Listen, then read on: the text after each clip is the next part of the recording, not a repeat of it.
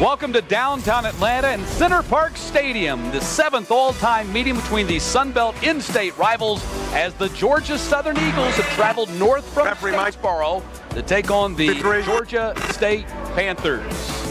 And good Saturday afternoon. Happy Thanksgiving weekend. I'm Matt Stewart, joined by Sam Crenshaw. And Sam, this young rivalry series tied 3-3. Coaches typically downplay this kind of stuff, but not these two coaches this week. They were rather salty comments about it. Matt, we talked with Sean Elliott, and he said, you know what, there was some disrespect that came out of Statesboro last year. He hasn't forgotten about that. Meanwhile, Chad Lunsford said, rivalry? What rivalry? App State is our rival, you know, and these guys are supposed to be friends. They were on coaching staffs before. Supposed to be friends. Yeah. You're right about that. Let's talk about the quarterbacks here. Georgia Southern led by their senior Shai Werts, although he is a game-time decision. Injured shoulder last week in their loss at Army. And he can do big things. Came up short at Army last week. He's rushed for 7 touchdowns. He's thrown for 7 touchdowns. 2 shy of the career record at Georgia Southern by the Hall of Famer Tracy Ham. Panthers, led by redshirt freshman Quad Brown, overcame 4 first-half turnovers last week for a career passing day in the win at South Alabama. He's done that time and time again this season. Got off to a bad start and then overcome things. Let's see if he can bottle that back up and bring it back to the table and get a win over the arch rival today. It's the Georgia State Panthers and the Georgia Southern Eagles. Rather tumultuous week in Statesboro. We'll tell you about that, the details, plus opening kick is coming up next. Ready to head into the month of December, believe it or not, here in our state's capital. Currently 65 degrees, a slight wind coming out of the northwest at 7 miles per hour. And as I mentioned, a tumultuous week in Statesboro. 4 players have been suspended indefinitely, Sam, after they were arrested this week, including starters C.J. Wright and Wesley Kennedy. Those are big players to have missing today, and I'm sure during the course of the week, it is something that resonated throughout that team. And what do you do in that situation? You know you want these players to come in after the ordeal they had just with the travel last week. They get back in town late Sunday night, and then by Monday, this has happened. And Coach Chad Lunsford said, we can take it 2 different ways. His message to the team, we can either let this break us or we can use it to break somebody. So that'll be their mission here today. On top of that, news broke today that their leading tackler, middle linebacker Raynard Ellis, has decided to opt out for the rest of the season. So a shorthanded Georgia Southern team taking on Georgia State today. Dylan Lewis set to kick off for the Eagles. And we are underway in Atlanta. Fair catch is called for and made at the 6-yard line. So that's where the Georgia State Panthers will start from the 25. On offense first today after Georgia Southern deferred the decision until the second half. And Quad Brown has completed 57% of his passes this season, 1,674 yards, 13 touchdowns, 8 interceptions. He's number 4 in the Sun Belt in passing per game. And he has taken hold of this position, taken over from Dan Ellington from last season. First play of the game, a handoff to Tucker Gregg, and Gregg gets stopped at the line of scrimmage. Very little gain, if any, tackled by Raymond Johnson, the senior defensive end for the Eagles. Tucker Gregg rushed for 3 touchdowns in last week's 31-14 victory at South Alabama. 426 yards rushing on the season, getting the start here today. Quad Brown throws complete out on the far side and up to the 34-yard line. Sam Pinckney, coming off a career game at South Alabama last week, going to be about a yard short of the first down. Pinckney has been simply incredible. He's healthy again, and he's showing it. He has become Quad Brown's favorite target. Big production. 3rd down and 2.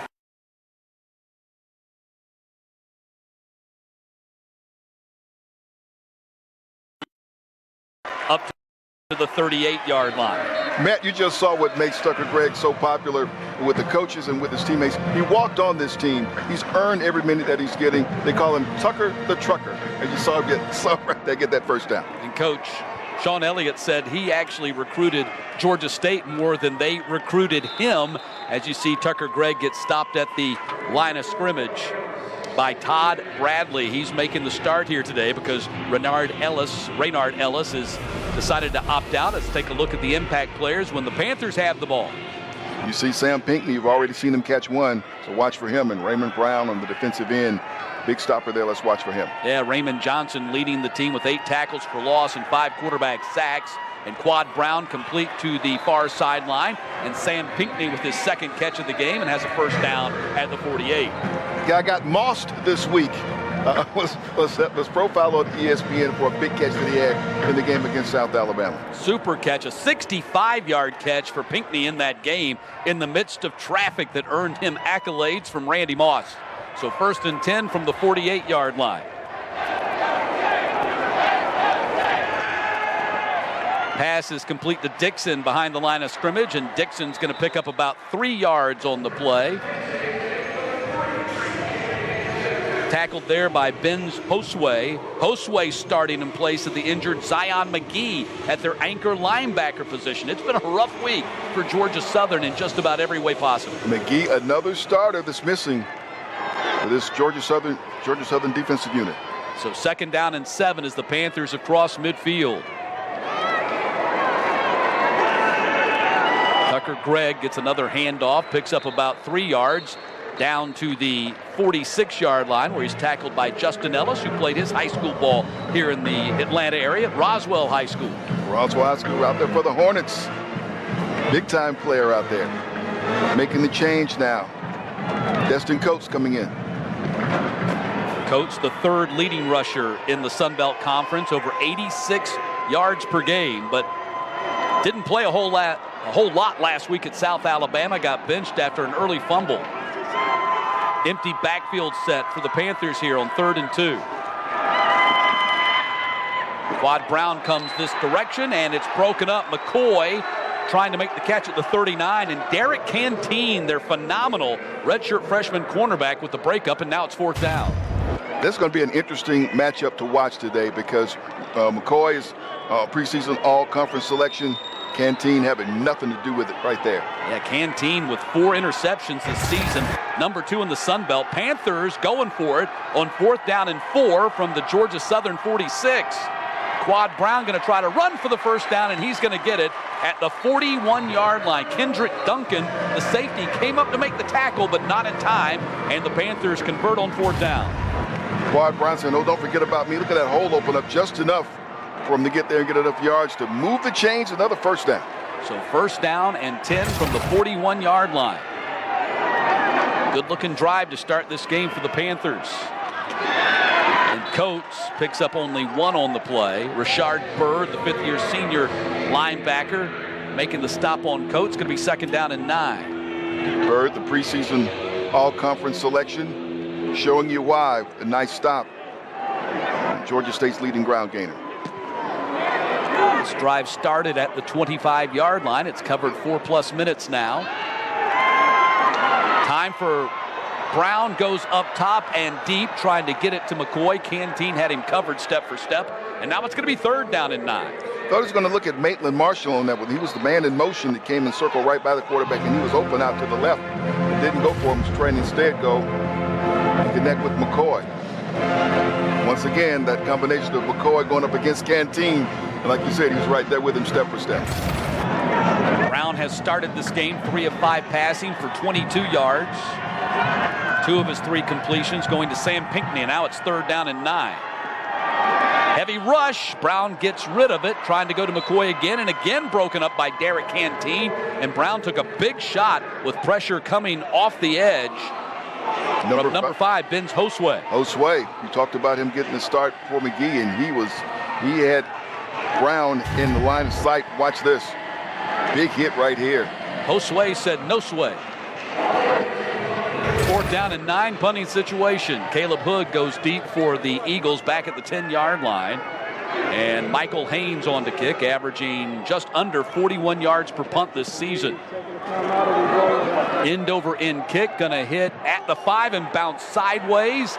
And the Eagles are going to be pinned deep at the 5-yard line. Great coverage on the punt team by Bryquise Brown out of Lithia Springs High School. And the Eagles have to go 95 yards on their first possession if they're going to score. Southern State able to pin them deep, and we're going to see. We talked about Shai Werts. And he is out there. You had to figure that Shai Werts, closing in on the end of his collegiate career, was not going to miss an opportunity to play here against Georgia State, although he did bang up that shoulder last week in their tough one-point loss at Army. So 1st and 10 for the Eagles from the 5-yard line. And remember, Georgia Southern's down their top 2 running backs. Logan Wright is the pitch man and does not get a pitch as Shai Werts is stopped in his tracks after maybe a half-yard gain. The linebacker Trajan Stevens McQueen making the tackle. He's a preseason All Sun Belt Conference selection. And watch, yep, sheds the blocker, makes the stop, and he does that all day. Trajan Stevens McQueen came in with 52 tackles on the season, 9th in the Sun Belt, averaging 7.4 tackles per game. So now it's going to be 2nd down and 9 for the Eagles. Matt LaRoche and Logan Wright in the backfield for Georgia Southern. And LaRoche gets the handoff, and LaRoche crashes up to the 9-yard line. That's a 4-yard pickup. Jordan Strawn making the tackle for Georgia State. Now it's going to be 3rd down. Jordan Strawn, get ready to call that name a lot today. Big-time pass rusher, but here he is stopping the run. Watch out for number 7. Got help on the play from Chris Moore, the safety, 5th-year senior transfer from the University of Virginia. 3rd down and 6 for Georgia Southern.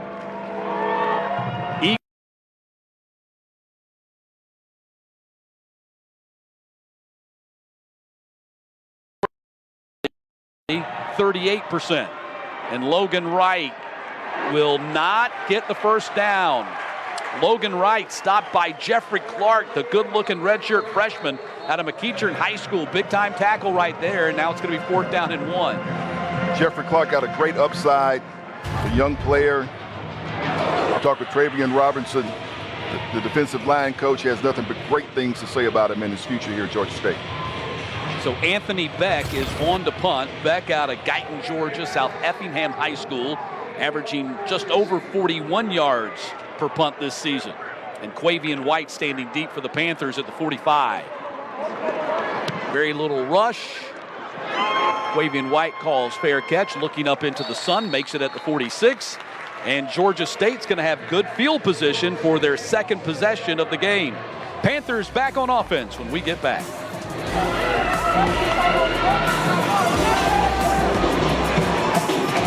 For the Panthers from their own 47 as they go on offense for the 2nd time today, went 35 yards before having to punt it away on their 1st possession. So 1st and 10. Panthers playing without Jamias Williams at running back here today after he had a best game at that position last week at South Alabama. Banged up his knee a little bit. Quad Brown going up top, slings it down the far sideline and incomplete, trying to get it to Pinckney, and a flag comes out on Darrell Baker.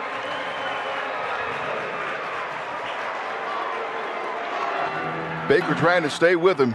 It looked like the arm got tangled up.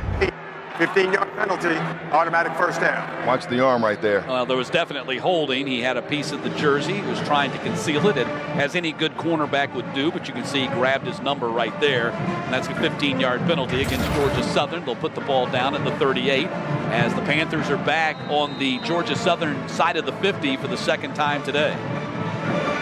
Baker, 5th-year senior out of Hepzibah, Georgia High School. 22 tackles on the season with an interception. So 1st and 10 Panthers. They swing it out here to Dixon. 2 men miss Dixon. He's inside the 30 and down to the 25. Slippery Terrence Dixon with his 13th catch of the year picks up a 1st down for the Panthers. Let's get an extra biscuit there for Cornelius McCoy on that play. Watch 83, just enough right there. And Dixon does the rest. Flips a defender. Big pickup. So 1st and 10 now for the Panthers. Tucker Gregg gets it again, and Gregg not a whole lot of running room right there. Gavin Adcock, who's starting there at nose tackle today for Georgia Southern in the absence of C.J. Wright, who's among the 4 suspended players, made the tackle. When you look at the Georgia State offensive line, a veteran line, very experienced, guys have played a lot of games together. 5 first downs already for the Panthers in this game. 2nd down and 8. Carter, the tight end, in motion. They're going to throw it to Carter, and he makes a nice catch over his shoulder, and Carter down to the 16-yard line before he's tackled by Anthony Wilson, the strong safety. Going to bring up third down and short. In recent weeks, they found a lot of ways to just get the balls in the hand of Carter. Here it is this time. Almost gets that first down. Very reliable tight end. Yeah, 21st catch of the season. Might be a little bit banged up after taking a shot after making that catch. So third down and 3. Line to gain being the 14.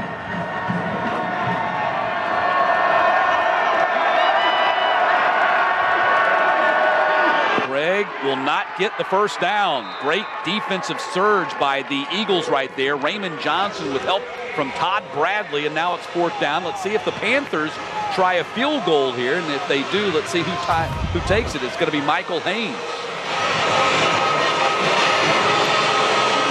We were told that, well, no, it's going to be Noel Ruiz. Yeah, Ruiz. We were told earlier in the week that he would not be available because of COVID, but now he is available as of today, and Haynes, the punter, will be the holder.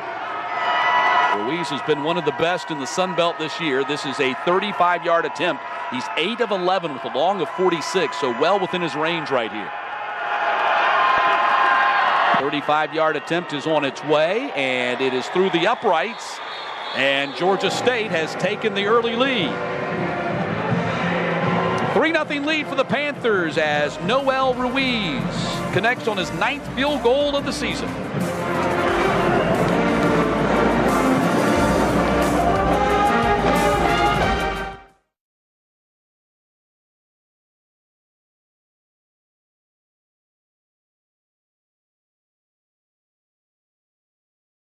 Panthers on top 3-0 on the strength of Noel Ruiz's 35-yard field goal, capping a 5-play 36-yard drive. And so far, Sam, it's been all Georgia State in this game. 56 yards of offense so far, 16 plays. Georgia Southern 9 yards on 3 plays. And that's the thing. They got to get some things going, especially on this possession. Maybe on this kickoff, they get better field position to start this possession. Allow them to do some things in their playbook they took out after being pinned deep after that punt. So Michael Haynes will kick things off, the redshirt freshman out of Florence, South Carolina, West Florence High School. And Caleb Hood and Dexter Carter standing deep for Georgia Southern when they lost Wesley Kennedy to that indefinite suspension. Not only did they lose their top remaining running back, but also their top kick return. One of the top return specialists. As a matter of fact, he's all conference return specialist. Missing today, but they got to find a way to work around that. Now they're down by 3 here against Georgia State. And the loss of Kennedy came just a couple of weeks after they lost their senior running back, J.D. King, to a season-ending knee injury. He was the number 2 rusher in the Sun Belt Conference. So Haynes approaches the ball and lets it go. Spiraling kick that's going to be taken at the 14-yard line on a fair catch by Hood. So the ball comes out to the 25 and better field position for Georgia Southern this time around. As you take a look at Sean Elliott, the head coach of the Panthers in his 4th season at 20-25 his record. Got himself a contract extension for these Panthers as they're playing their last scheduled regular season game at 4-4 and 3-4 in the Sun Belt. Although word is the Panthers are working on trying to pick up another game before the end of the regular season, which has been extended all the way until the championship game on December 19th. It's that kind of season. It has been. So Eagles back on offense here. And that is Gerald Green on the carry, the young man who started East Coweta High School as an all-state running back in East Coweta. And he gets about 3 on the play. There's Chad Lunsford. He's in his 3rd season as the Eagles head coach. 25-16 his record. Have to tip the cap at him considering how things were with the program when he got that position. 2nd down and 7, no doubt has been a stabilizing force. Pass is complete. Ball is out. Let's see if that's going to be ruled an incompletion. They're going to rule incompletion right there as Dexter Carter got separated from the ball as soon as it reached his hands.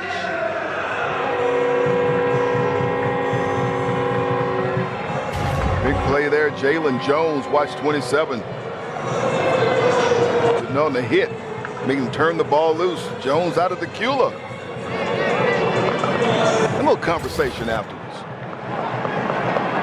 So 3rd down and 7 for the Eagles. They failed on their first 3rd down conversion attempt on their first possession, and the pass is complete at the 38-yard line. Catch made by Najee Thompson.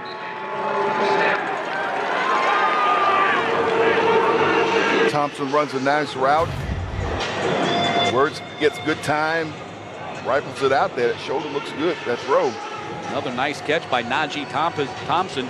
Same as first catch of the season, was the number 2 highlight on the SportsCenter Top 10 in their victory against Troy. Earlier this month, it's 1st down and 10, ball at the 37-yard line.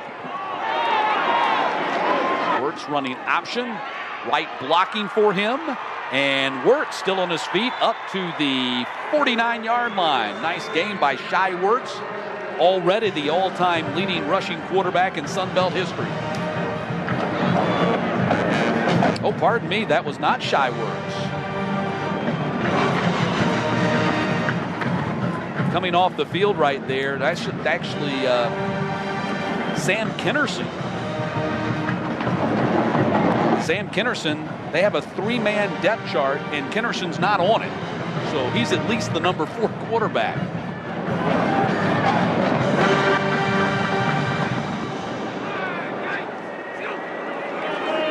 Wirtz is back in there at quarterback right now.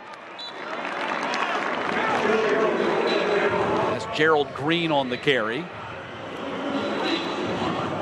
Green gets 4 on the play. Had a 69-yard touchdown run against Troy earlier this month, with big play of that game.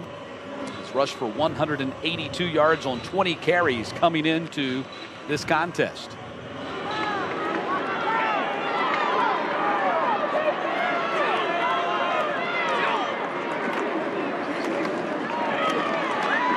Speedy Matt LaRoche on the carry. LaRoche is going to be shy of the 1st down by about 1.5 yards. LaRoche, 163 yards rushing on the season coming in. Well, he saw that hole open up, and quickly he got through it. Hit the hole quick before the Panthers slowed him down. Bringing up 3rd and short. 3rd down and 1. Line to gain is the 41. Down to 3 minutes to play here in the opening quarter. Panthers on top 3-0. Eagles with their best drive out of their first 2 so far.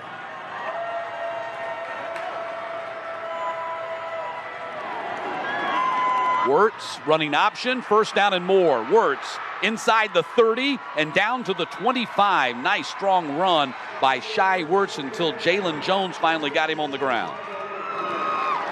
And that is what Wirtz can do. He's the veteran running this offensive attack. Maybe a little shoulder bothering today, but he's going to play this game.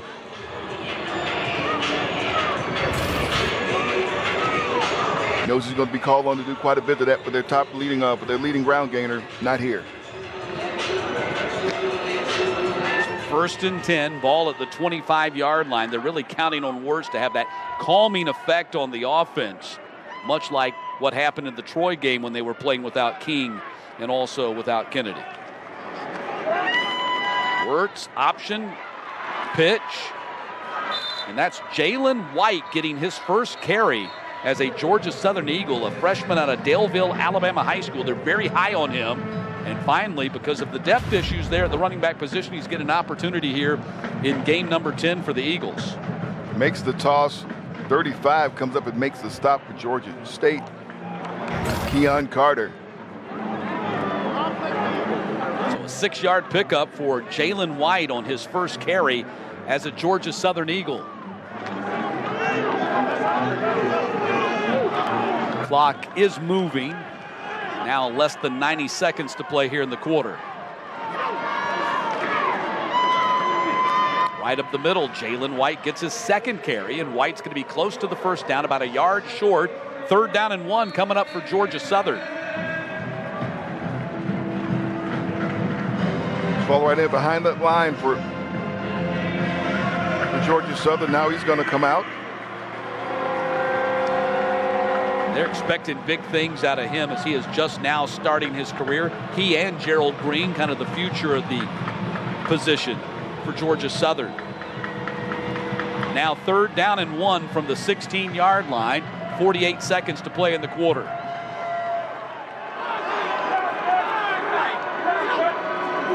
Two veterans now in there at running back. Play action. Wirtz going for the end zone and looking for Dexter Carter back there. Unable to connect.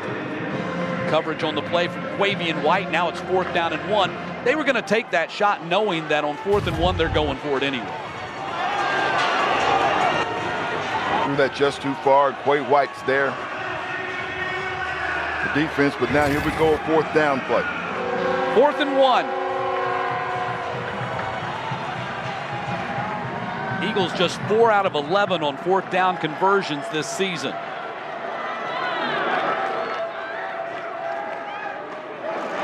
And they convert right there as Logan Wright picks up the 1st down before being tackled by Trajan Stevens McQueen.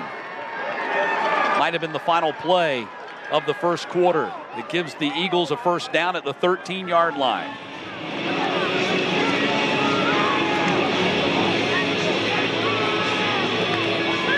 We talked about the need for them to sustain a drive. They're doing it here, and they're going to get this play off before the end of the quarter. Down to 10 seconds to play in the 1st period. Handoff. And Logan Wright bullying his way down to the 12-yard line. Actually, Gerald Green, pardon me, that was Green on the carry. And that's how the 1st quarter will come to a close. So Georgia State on top 3-0 as we've completed the first 15 minutes. But the Eagles will have it. 2nd down and 3 from the Panthers' 6-yard line when we come back. There at quarterback. Wirtz is going to run to the end zone and score the touchdown for Georgia Southern. Shai Wirtz with his 8th rushing touchdown of the year, and the Eagles take the lead on the first play of the 2nd quarter. That's the impact you expect a senior leader to have on a team. Even after the disappointment of last week and all the distractions that have taken place this week at Statesboro, he's supposed to come out and, as you said, have that calming effect on the offense. Gets them down the field and gets their first points on the board. Now the Eagles are in the lead. Alex Rayner on for the PAT, and Georgia Southern extends their lead to 7-3. A 13-play, 75-yard drive in 5 minutes and 59 seconds. And in the opening 4 seconds of the 2nd quarter, Georgia Southern takes the lead here in Atlanta.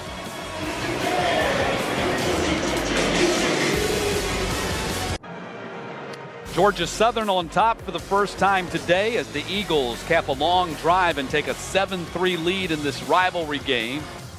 7th all-time meeting, the series split 3-3.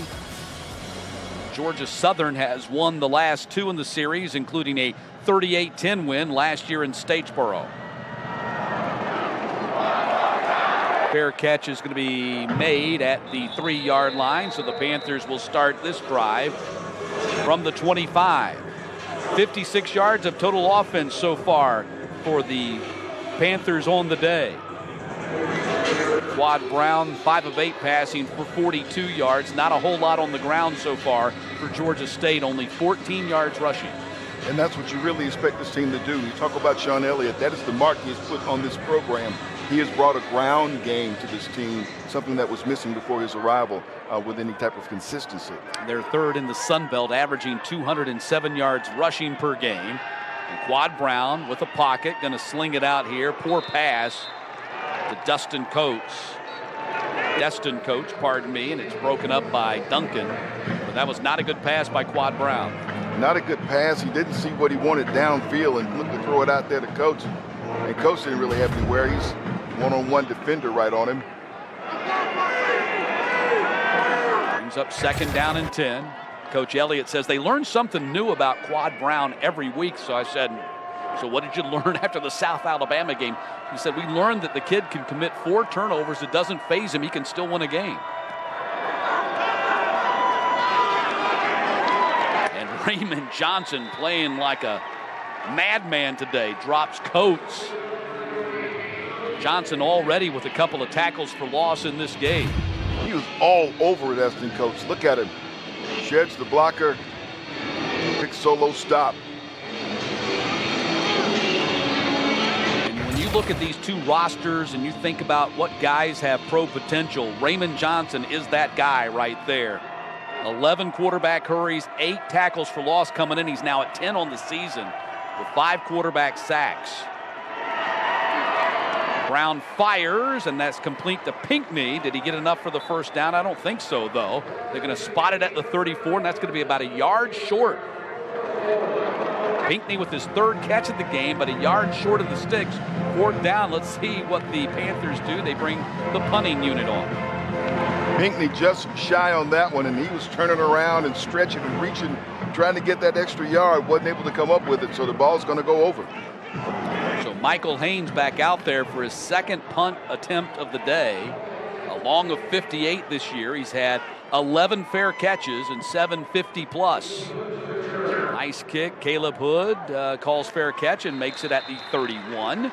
So that's where the Eagles will go back on offense after putting together a 75-yard touchdown drive the last time they touched it. Let's see what Shai Werts and the Eagles offense come up with now, and what, if anything, the Georgia State defense can do a little differently this time. Werts, their leading rusher, 3 carries for 25 yards and a touchdown. He's 1 of 3 passing for 9 yards. I think he will be called on to do a bit more of that today. Werts is the kind of quarterback, though, Sam, that you can't look at his numbers in the first or second quarter. You got to wait till the end of the game. He's like a point guard in basketball who scores like 5 points in the first 3 quarters, then takes over the game and finishes with 30 at the end of the game. Shovels the ball out there on a long pitch to LaRoche. And LaRoche picks up about 3 on the play before being tackled. Hardrick Willis in on the stop there for Georgia State. He had a great season, one of the team captains. Yeah, Panthers playing without their nose guard, Dante Wilson, here today. He's out. Starting safety Antavius Lane is out for a 2nd consecutive week as well. Brings up 2nd down and 8. Werts, little toss. LaRoche again tackled, this time by Strong. Werts just got rid of that. Here's a look. Got rid of it just in time. Well, that's what a quarterback with 40-plus starts can do. He started more games at quarterback than any other signal caller in FBS. 3rd down and 4. Line to gain is the 41.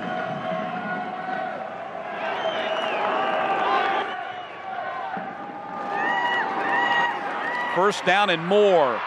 LaRoche off to the races.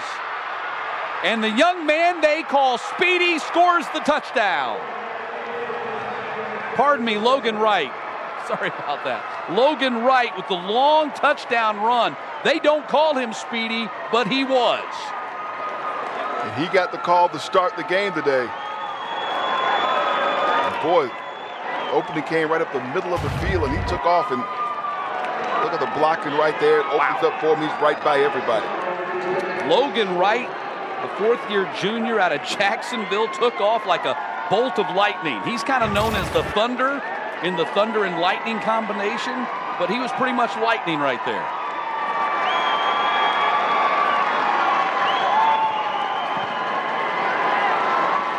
And Georgia Southern has taken a 14-3 lead. Logan Wright with his 2nd rushing touchdown of the season, untouched to the end zone and ran away from the Georgia State defense. 14-3 Eagles here in Atlanta.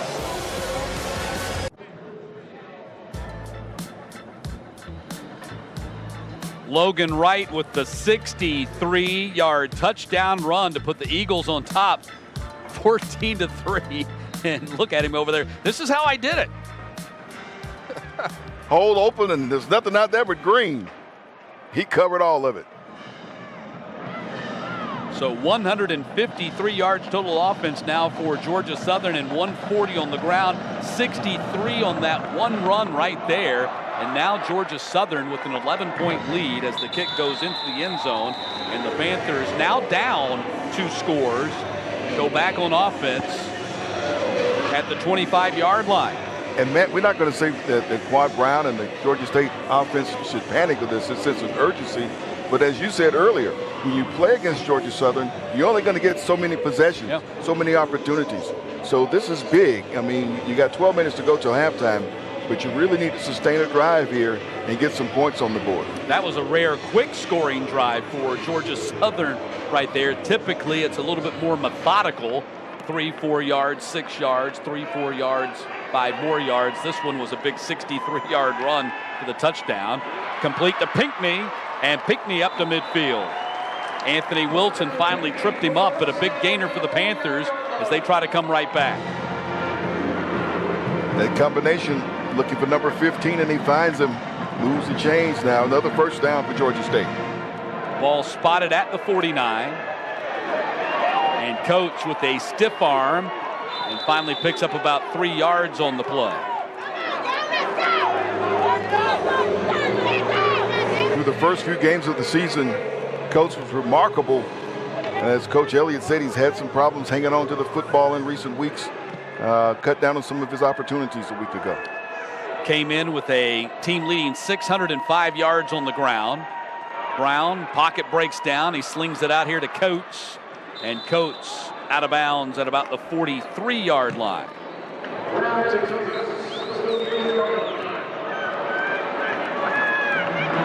Going to bring up 3rd down and about 3 for the Panthers.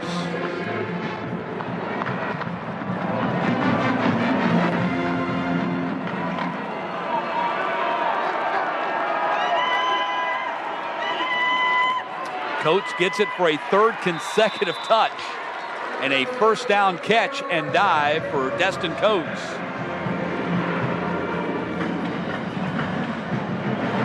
He's going to take a breather.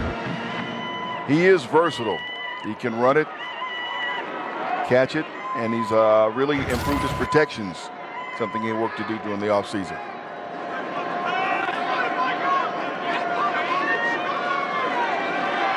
And ball stripped out from behind, and it's scooped up by the Eagles. And Raymond Johnson, who else? They brought pressure on Quad Brown and caught him from behind. Covered by the deep person.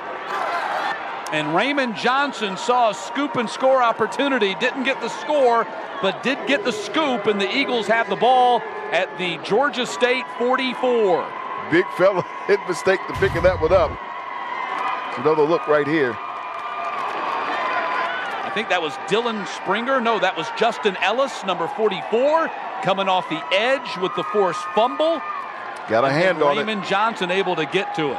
Got a hand on it. The ball comes out, and who's there to scoop it up? Scoop it up, big fella. Want that pigskin. He wants that pigskin. So the Panthers in some trouble here as the Eagles go back on offense at the 44-yard line and already up 14-3.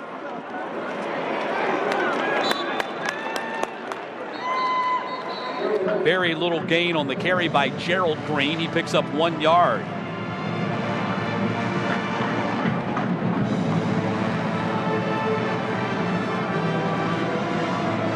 Jalen White, number 25, checks in. Caleb Hood in there as well now. 2nd down and 9, just under 10 minutes to play here in the first half. Things have gotten off the rails for the Panthers in a hurry. White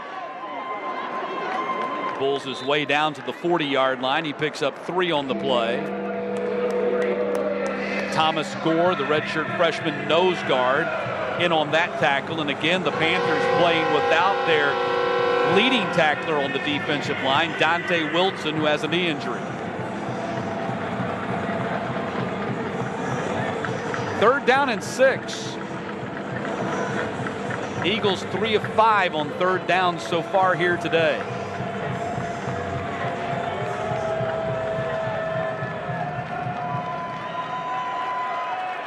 Hood in motion.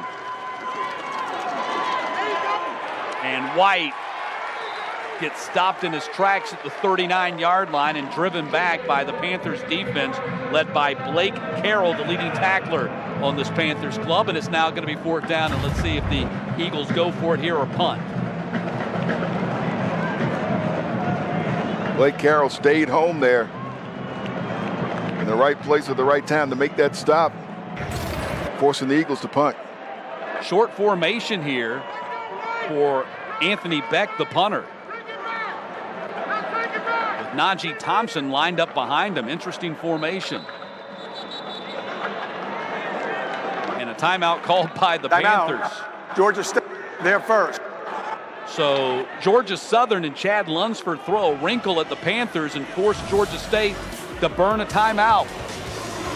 We'll find out what they do when we get back.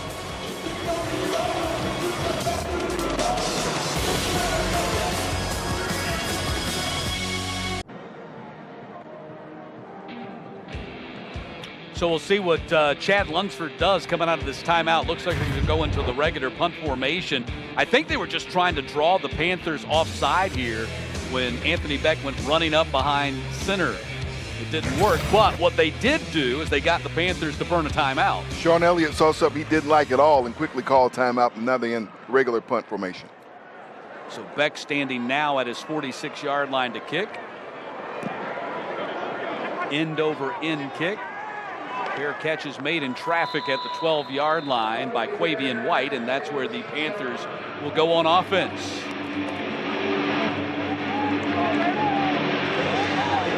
See what Quad Brown and company can cook up this time. Had a bit of a drive going, having some success moving the football the last time, and then the turnover. We'll see how they come back from that. Only 94 yards of offense for the Panthers to this point, 82 of that through the air and 12 on the ground. And again, the Panthers playing without one of their running backs, Jamias Williams, who had his best game as a Panther last week in that win at South Alabama. Brown going up top, a lot of air under that ball, and it's caught at the 43-yard line. McCoy with the big-time catch. Thought there could have been a PI on that as well because the defender jumped without looking back. Nonetheless, McCoy with the big-time catch and a 1st down for the Panthers in Eagles territory. Talked about this matchup between McCoy and Canteen, and this time Canteen jumped. Didn't deflect the ball. Complete over here on the near side to Pinckney.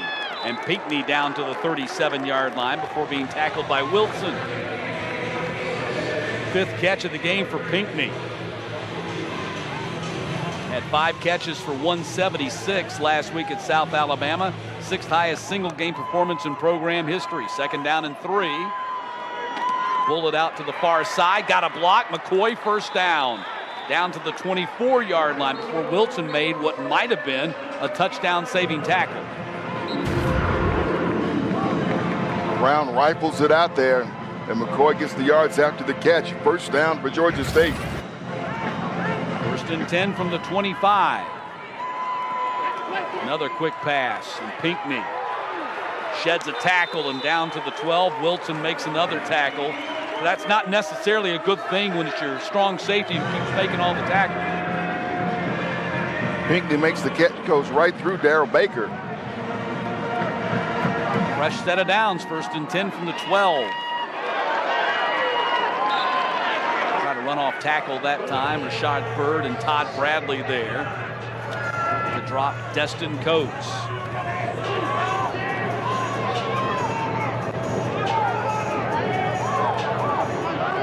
Coates 3 carries for roughly 8 yards so far here today. 6.5 minutes to play in the 1st half. Panthers looking for their 1st touchdown. Play action. Going for the corner of the end zone. Jump ball and broken up. Pinckney the target. Broken up by David Spalding, the backup corner.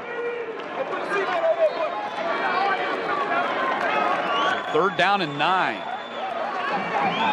Brown tried to place that ball just the right place so that Pinckney could make the catch in the back of the end zone. there, but the defender was there as well. David Spalding getting a hand on it. Panthers 2 of 6 on third down today. Fourth in the conference, 44% for the season. And Brown going to be tackled by Todd Bradley, and it's fourth down. Good for Todd Bradley. Here's a young man who's battled cancer, battled so many injuries. Young man out of Valdosta, played for the Wildcats. Getting a chance to start and play here today because Raynard Ellis has opted out for the rest of the season. Big stop right there. So Ruiz is on for what will be a 29-yard attempt. He's already hit a 35-yarder today. Haynes is the holder. Kick is on its way, and the kick is good. Ruiz now 2 of 2 today with his 10th field goal of the season. But the Panthers swapping field goals for Georgia Southern's touchdowns. And with 5.5 to play here in the half, the Eagles lead by 8.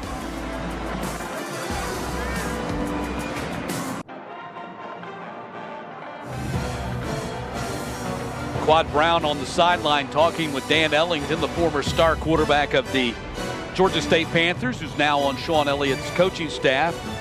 Brown 13 of 18 so far today with 157, did have a critical fumble. But a little bit disappointing for the Panthers right there. They had it 1st and 10 at the 12, ended up having to settle for a field goal, Sam. You wanted to finish that drive off. You wanted to finish the drive, especially after what has happened for Georgia Southern. You want to have that kind of drive, keep their offense off the field, and finish with 6 if you're going to get that close. They'll take the 3. They'd rather have more.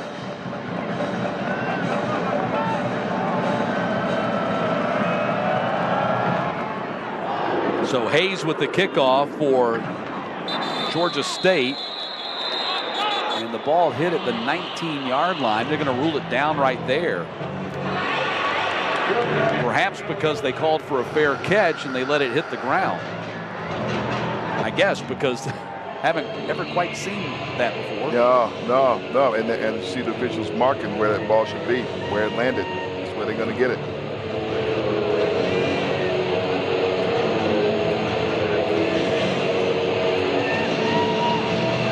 Yeah. I've also seen it happen before inside the 5 of call for a fair catch and it bounces, and they end up starting there. Now, if it bounces and goes through the end zone, you know what you get. But so 1st and 10 for the Eagles as they go back on offense.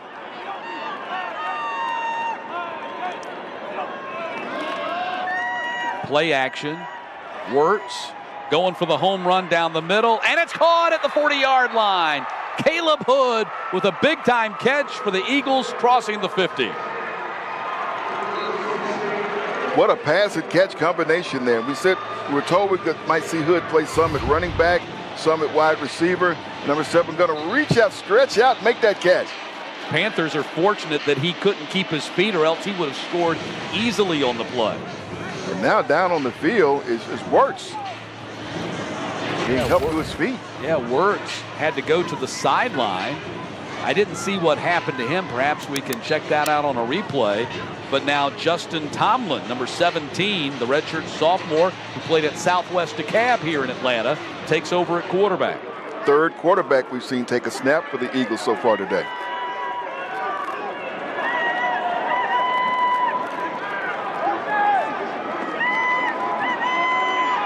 So Tomlin on the keeper trying to cut back, slips and goes down.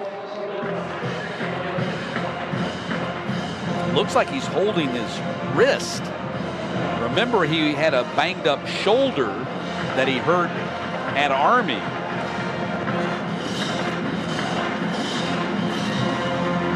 We'll try to keep an eye on him. So 2nd down and 11 after Tomlin lost a yard on the previous play. And Kennerson's back in there at quarterback again. They're swapping out quarterbacks. And Kennerson gets maybe a yard on the play. And again, Kennerson, who had no stats on the season, had a 12-yard pickup earlier in this ball game and picks up, well, I don't don't think he got anything. Maybe got back to the line of scrimmage right there, and it's 3rd down and 11. And Wirtz comes back in. Quarterback carousel right now for Georgia Southern, in large part because of injury issues for him, but I guess his wrist is okay, hopefully so. 3rd down and 11 from the 38. Play action, they block for Wirtz, now he's going to run it. Spin move, and goes down at the 34-yard line. Blake Carroll making the tackle, and it's going to be 4th down. Let's see if they try a long field goal here. And now some pushing and shoving, and the officials have to step in and stop it. Well, we talk about what the coaches had to say at the outset of this broadcast. No joke that the players are going to do it. But look at Wirtz doing what he can to spin. Blake Carroll not fooled. This will be a 52-yard attempt for Alex Rayner. His longest season, 41, coming in the season opener against Campbell. He's the #1 kicker in the conference with 12 field goals in the season, 12 of 16. And this kick will be from the right hash. Kick is on its way, and the kick is going to be no good. Pushed it off to the left, and Rayner comes up empty on his 52-yard attempt, and the Panthers get the ball back. Eagles denied that time on a possession where we saw 3 different people take snaps at the quarterback position. Still keep an eye on Wirtz to see just how he's doing. We saw him come back into the game. Yeah, 3 different guys took snaps, but not because that's what they wanted. Right after Wirtz completed that long pass to Hood to get him across midfield, he got injured on the play. Coates scampers out to the 44-yard line and close to a 1st down, and I think that'll be enough for the first.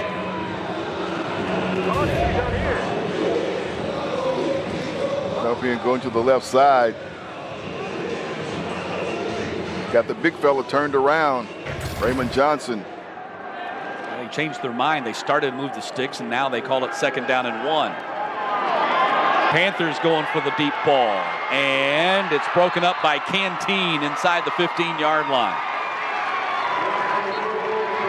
Score 1 for Derek Canteen in this one-on-one matchup that's going on throughout this game with Cornelius McCoy. McCoy got one on him last time. This time he gets that hand up and knocks it away. Canteen out of Evans, Georgia High School. Certainly in line for Sun Belt honors this season. Raymond Johnson is there to stop Tucker Gregg, and I believe he's going to be short of the 1st down on 3rd and 1. Raymond Johnson comes up with another huge play. He has been a monster today. Under 2 minutes to go. It's 4th down. What do you do here, Matt? Looks like Coach Elliott's going to go for it here. 4th and short. Wow. Dangerous play call right here. If you don't convert, you give the Eagles a short field. And I think they got the 1st down. They needed a yard, and Tucker Gregg got about 1.5 yards. So the Panthers convert on 4th down. Fresh set of downs from their own 46. With $1:33 to play and the clock moving here in the 2nd quarter.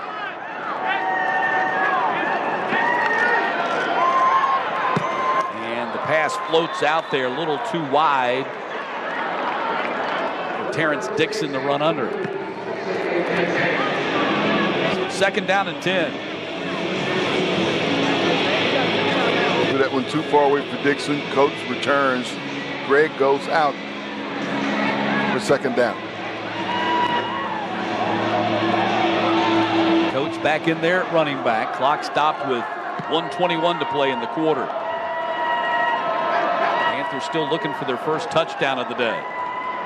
Complete to Pinckney, and Pinckney down to the 45-yard line. Going to be about 1 yard short of the 1st down with his 7th catch of the day.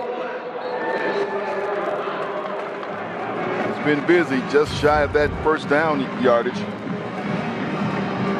The Panthers knew if they could ever keep Pinckney healthy, what a gem they had. He even was hurt at the start of this season, had a broken hand. Going for the home run over on the far side, and it is caught. Touchdown, Georgia State.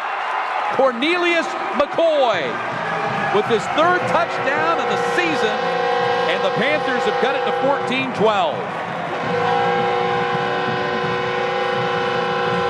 Sam, they just kept hanging it up there and let McCoy make a play, and finally he did. Once again, that matchup of he and Derek Canteen. And there's Cornelius McCoy. And this time, 83 gets the win. Nice catch.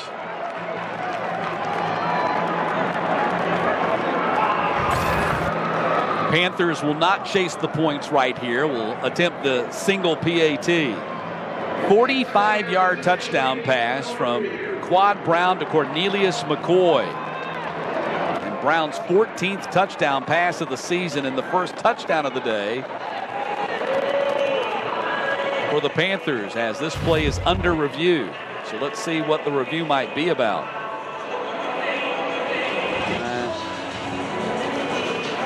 Question that he hung on to it.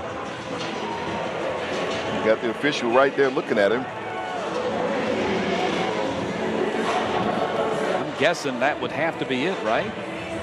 Anything I can think of. To see if perhaps the ball hit the ground on his way down to the ground. But it looked like in live time, in real time, that he made the catch and certainly fell inside the pylon for what would have been a score. Another look at it.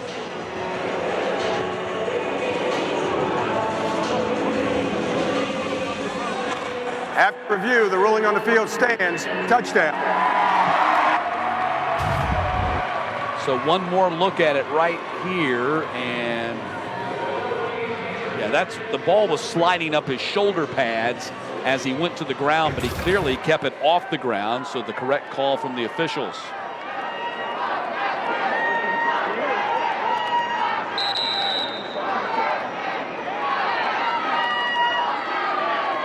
Ruiz on for the PAT. Pays the hold, and he puts it up and in, and it's 14-13.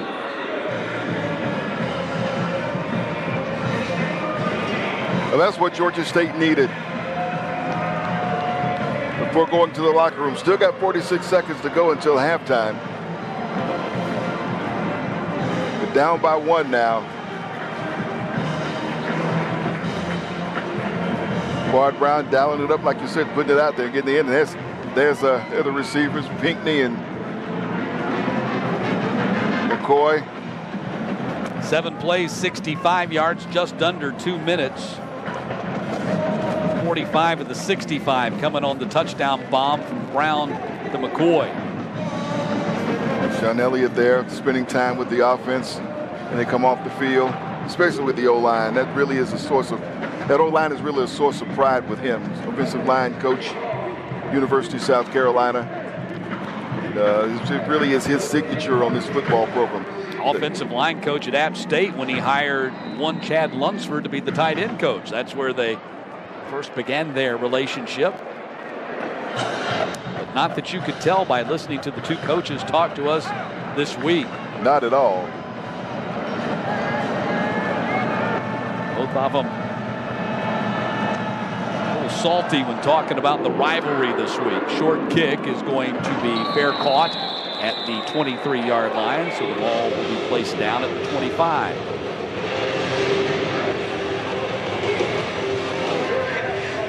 Sean Elliott said that, his perception was that the Georgia Southern program feels like they're better than us. And he pointed to the record and said, the record's 3-3. How can they think that they're better than us? And Chad Lunsford, when we asked him about the rivalry, he says, we're not playing our rival this week. App State's our rival. He said that with a straight face, too. He said it twice. He sure did. So 1st and 10, ball at the 25-yard line. And Gerald Green with the handoff, but play gets blown dead.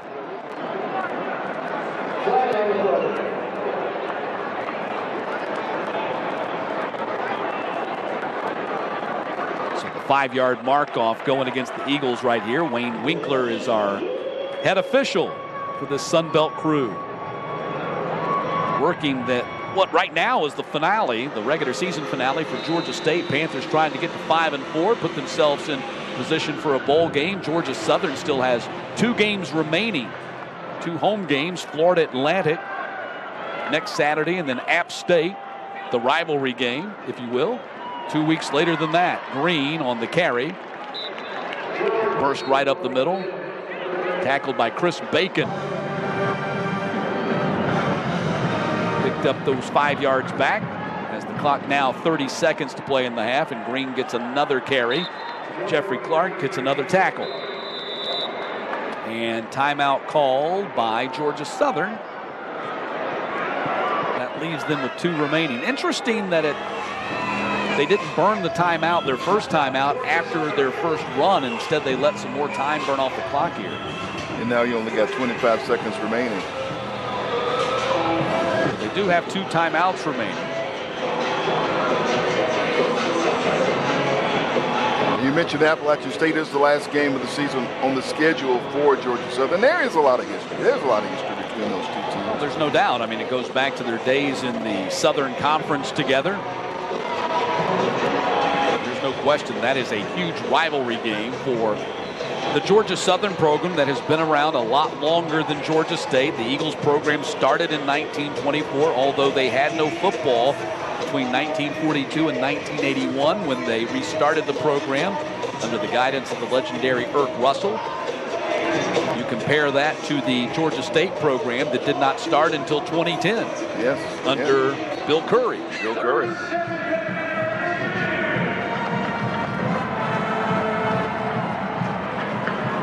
So 25 seconds to play here in the first half. 3rd and 7 for the Eagles.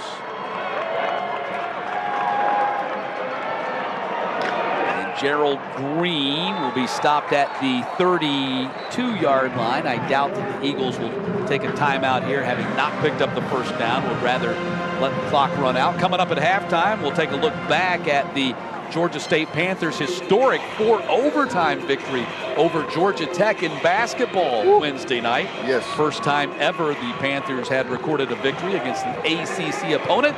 And we'll reflect on that big win for the Panthers basketball team coming up here during the break. And we have reached halftime as the 2 teams head to the locker room. Georgia Southern on top 14-13 in this 7th all-time meeting between the Sun Belt in-state Georgia rivals. And if you will, the biggest college football rivalry game in this state this season since Georgia and Georgia Tech are not playing. This is for state bragging rights, and Georgia Southern right now owns the 1-point lead. It's halftime in Atlanta. Eagles on top. We'll continue from Center Park Stadium in a moment.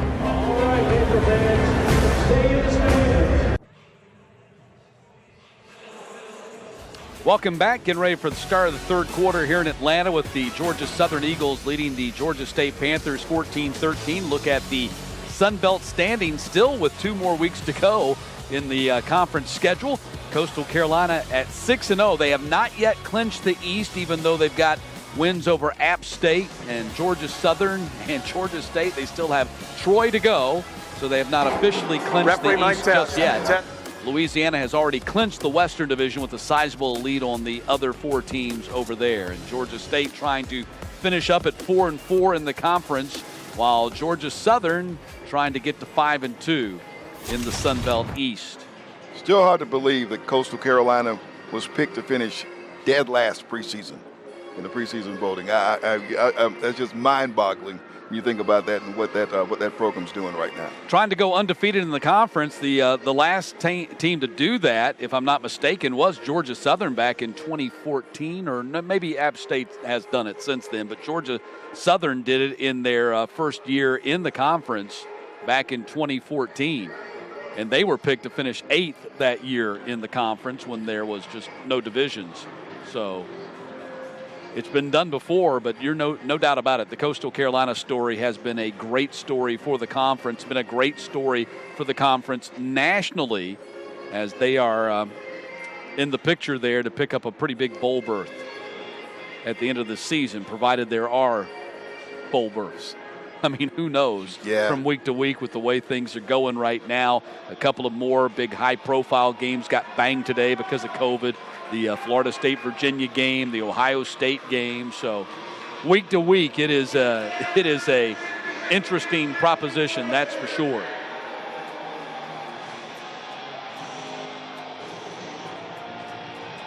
So Eagles will be on offense to start this second half.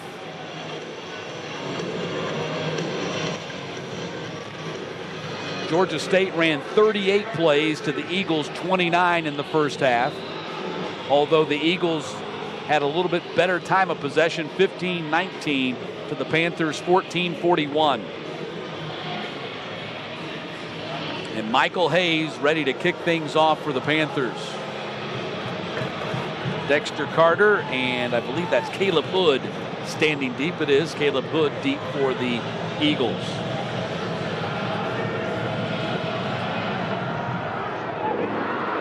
And Hood is going to return it from the 6. And Caleb Hood with a 25-yard return close to the 31. And that's where the Eagles will put the ball in play to start this third quarter. There's a look at Hood, getting them a good place to start this first possession of the second half. Shy Werts. Hood's another Atlanta area kid. He played at Eagles Landing Christian, team going for their 6th consecutive state championship this year.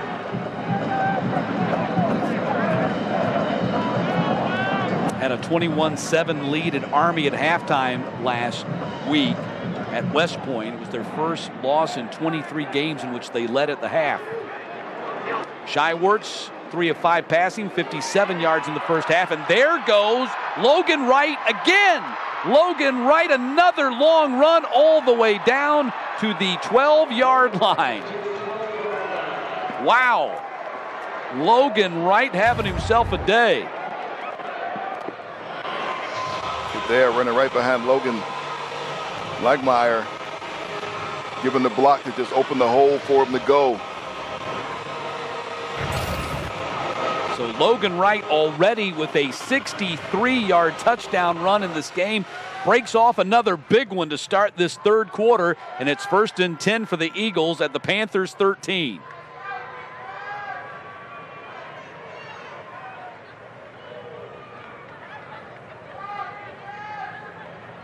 Werts, his pitch man went the wrong way. That was Malik Murray, went right, and Werts went left.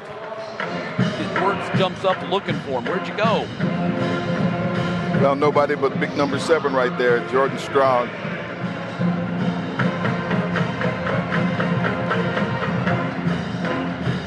Officially, that was a 56-yard run by Logan Wright to get them down in there inside the 15-yard line. So 4 carries for 126 yards today for Logan Wright. Loss of yardage on that play, so it's going to be 2nd down and 12. And Logan Wright back up the middle, gets close to the original line of scrimmage.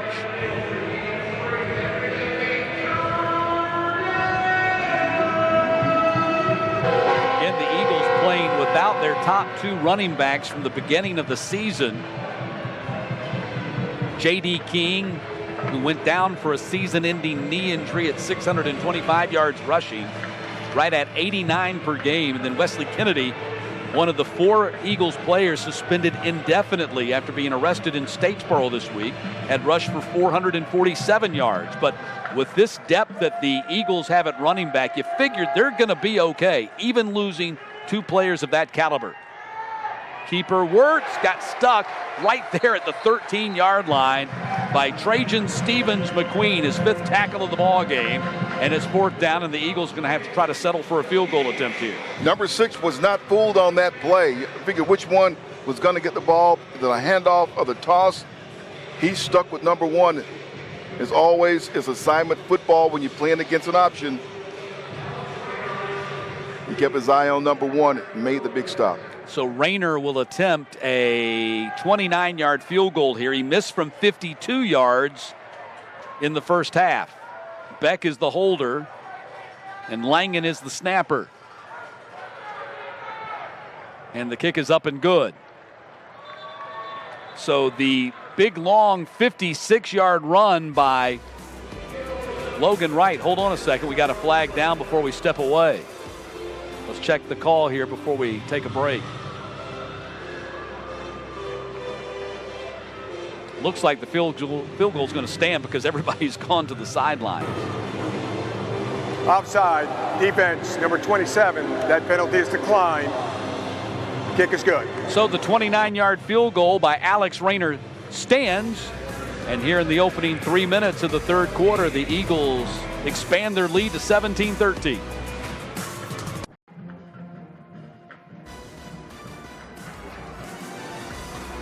So 17-13 lead after Georgia Southern turns the 56-yard run by Logan Wright into a 29-yard field goal by Alex Rayner. Panthers got to be a little bit satisfied with the fact that they were able to hold them to 3 right there after giving up that big run, the second big run by Logan Wright today. Panther defense stiffened, kept them out of the end zone.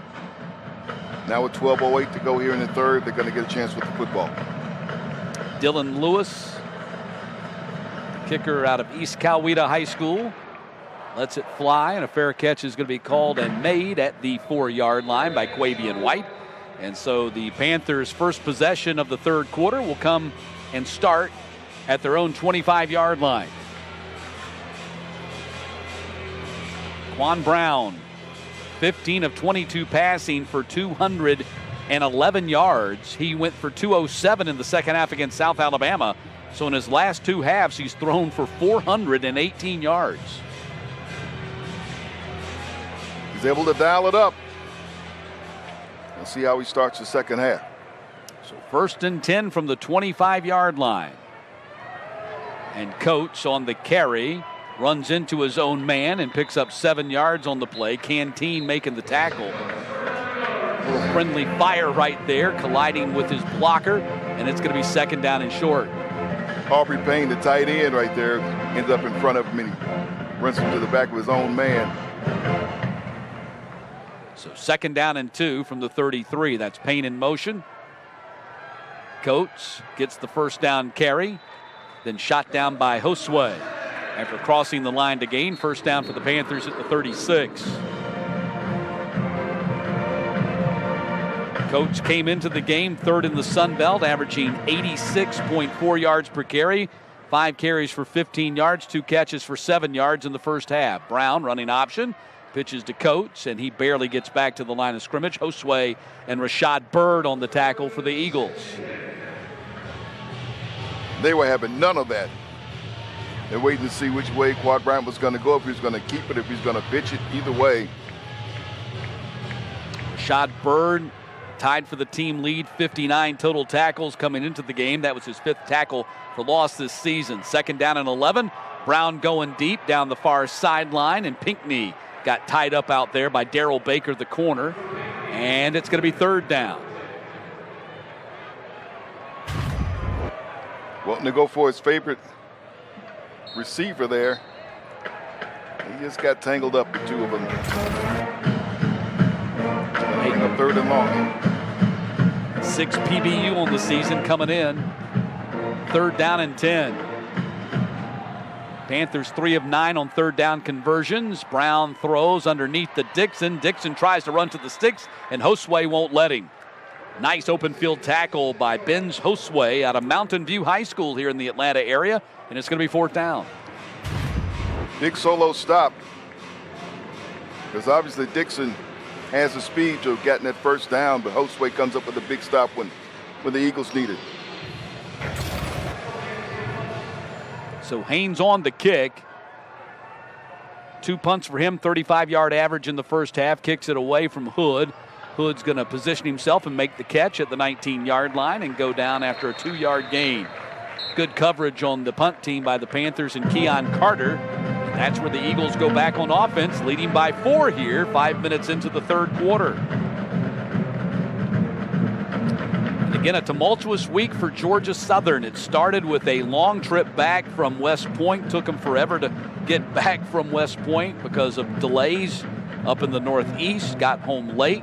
So a short week of practice already off the bat, and then 4 players arrested in Statesboro, suspended indefinitely by Coach Chad Lunsford. And then on this trip here today, it was announced that Raynard Ellis, there, tied for the team lead in tackles, has decided to opt out for the rest of the season.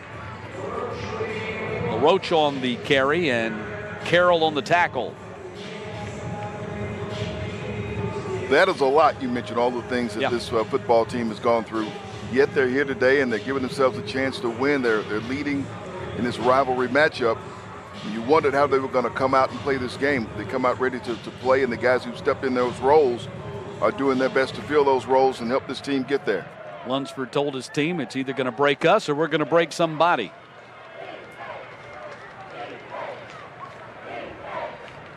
Second down and 9. Play action.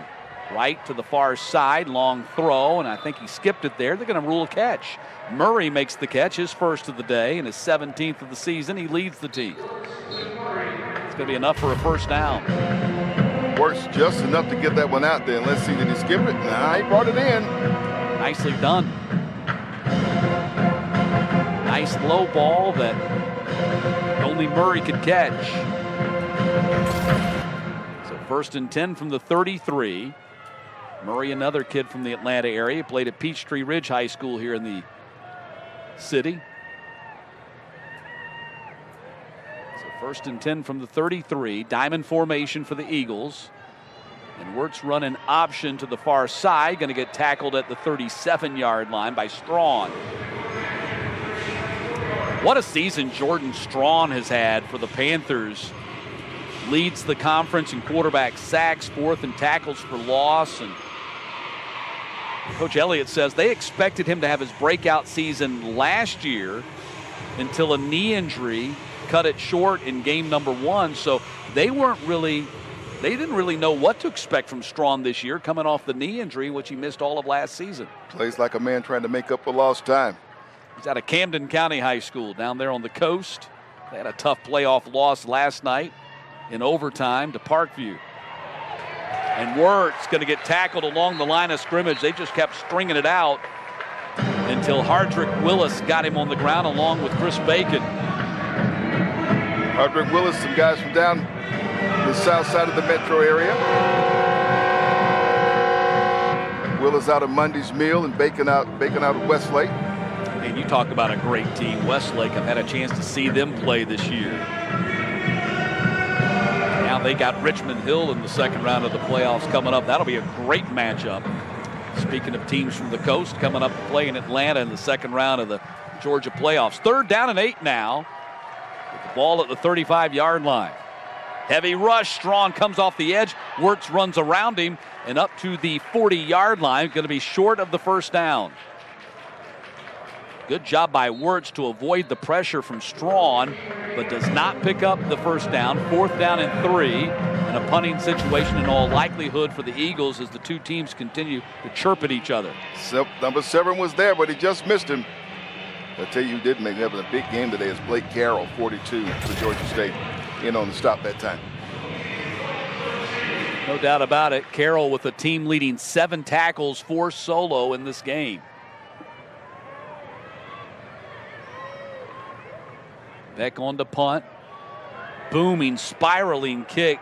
White has it hit over his head and bounces toward the goal line and trickles in. So that'll be a touchback. The Panthers on offense at the 20 when we get back.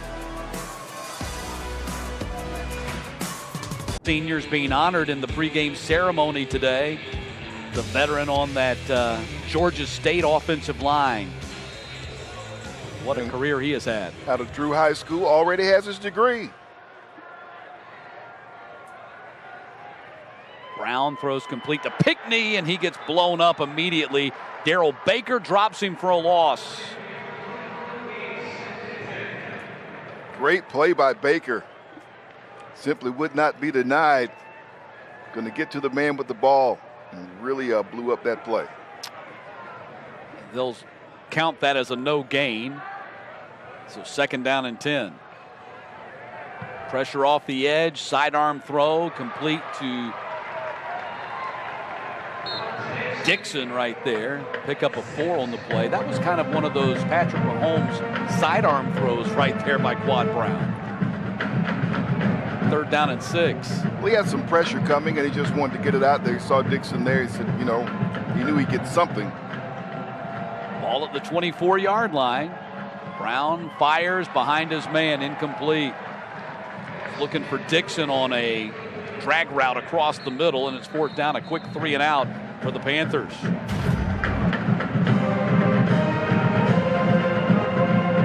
He has this guy open. They say sometimes you're supposed to throw him open.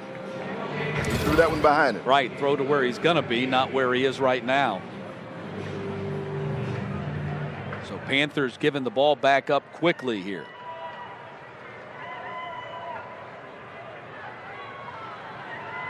Heavy rush comes off the edge. Hayes gets it out of there.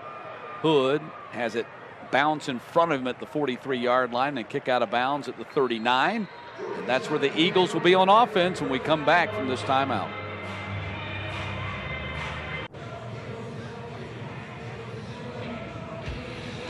Seventh all-time meeting between these two teams, trying to break the deadlock. The series tied 3-3.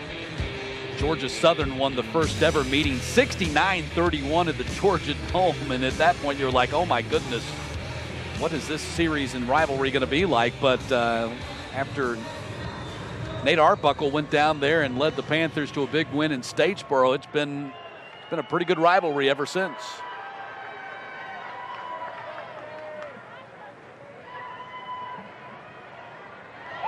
Wirtz scrambling, now throws it out of bounds.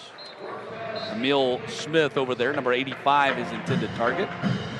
He just didn't see anything he liked. He looked up the one receiver. There's no foul for intentional grounding. Number 85 was in the area. 2nd down. Okay, no grounding. He just wanted to throw it out of bounds and start all over. So 2nd down and 10. 67 yards passing for Wirtz on 4 of 7 so far in the game. He's also rushed 9 times for 32 yards, including a 7-yard touchdown run. Gerald Green got a yard on the play and no more. Hardrick Willis, Blake Carroll there to stonewalling. 3rd down. Goes there. There's Carroll. Willis. 8 tackles now for Blake Carroll. Came in with a team leading 58 on the season.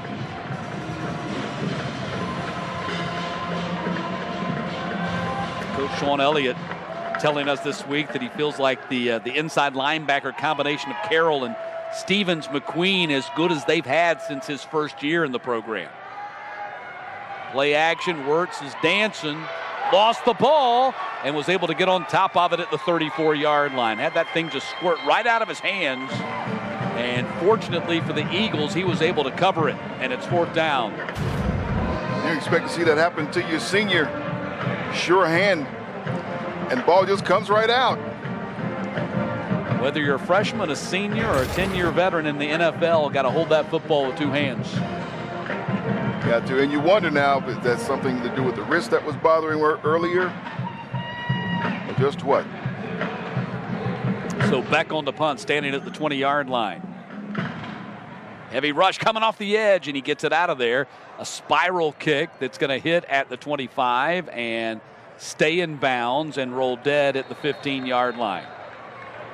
So that's where the Panthers go back on offense. They're down 4 points.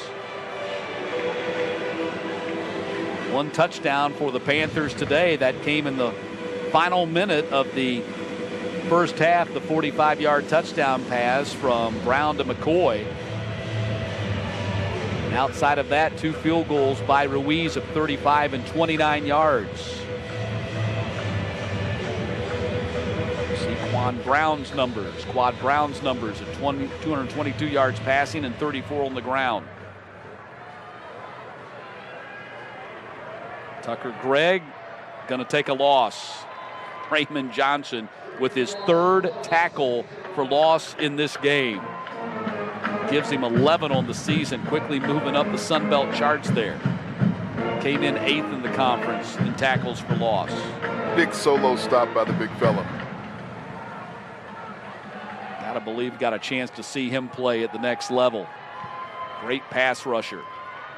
Who's vastly improved his game against the run. Dixon on the catch out here, going to be short of the first down.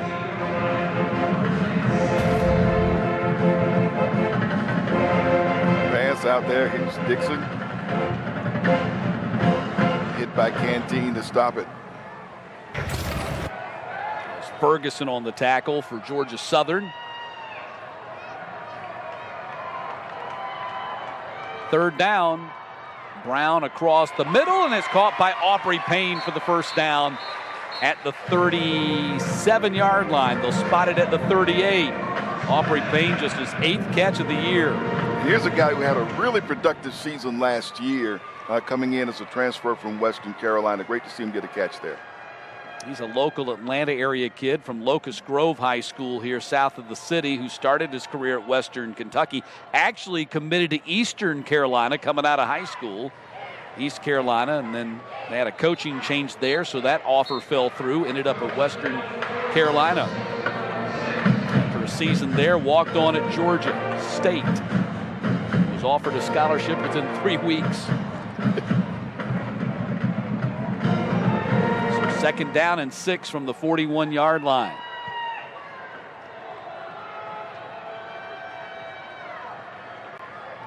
Brown dives under the tackle before taking the hit. That was Parker Devine, the other young man playing at the nose tackle position here today. Adcock and Devine, their reps going up with the suspension of C.J. Wright. Third down and 6. Ball at the 42. Line to gain the 48. Approaching just 1 minute to play here in the third quarter. Pressure coming up the middle. Brown has to throw off his back foot. Intercepted at the 38-yard line. Duncan on the return, and Duncan inside the 40-yard line. Kendrick Duncan. We got a whistle, got a flag on the field. And a flag down the field at the 35-yard line. We'll check that flag to see if the play stands, but Kendrick Duncan with his second pick of the year. Offense number 75. That penalty is declined. The interception for first down. So a huge interception by Kendrick Duncan. Second turnover of the day for Quad Brown. He's just fling it out there. Of course, we see where he's trying to go, but just not enough to get it to McCoy.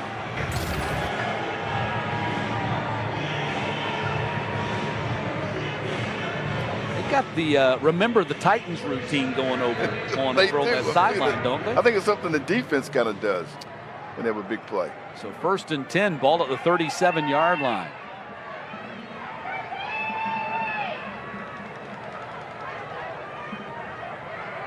Big run, LaRoche cuts to the outside, and LaRoche all the way down to the 10-yard line. Touchdown saving tackle made by Victor Hayward.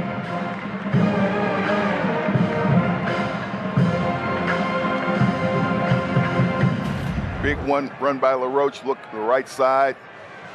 Big block there by Khalil Crowder. Lets him get out there, and Hayward has to come from behind to stop it. 35 seconds to play in the quarter. First and goal to go for the Eagles from the 10-yard line. Wirtz pitches to LaRoche, and LaRoche knocked out of bounds by Bacon at the 5. Stops the clock with 20 seconds left in the quarter.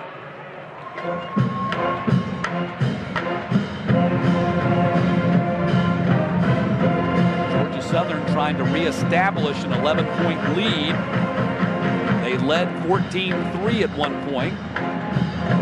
And now as the third quarter comes to a close, they'll have it second and goal to go from the Panthers 5 when the fourth quarter begins. Panthers held scoreless in that third quarter. And now the Eagles poised to score their third touchdown of the day when the fourth begins. We'll come back for the last 15 minutes in just a moment. Start the fourth quarter here in Atlanta. Matt Stewart along with Sam Crenshaw. Eagles with 251 yards on the ground as we begin this fourth and final period. Wright and LaRoche lined up next to Wirtz in the backfield. And Wright, touchdown. Second touchdown run of the ball game for Logan Wright. And it is 23-13.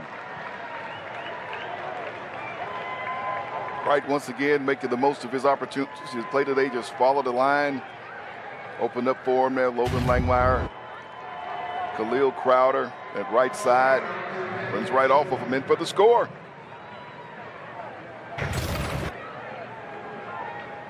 So Rayner comes on to try to make it an 11-point game again. And he does. 24-13 in the first 4 seconds of this fourth quarter.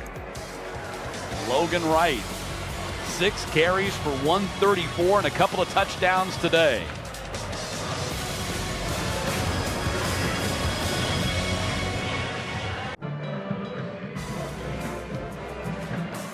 Back in Atlanta, early fourth quarter.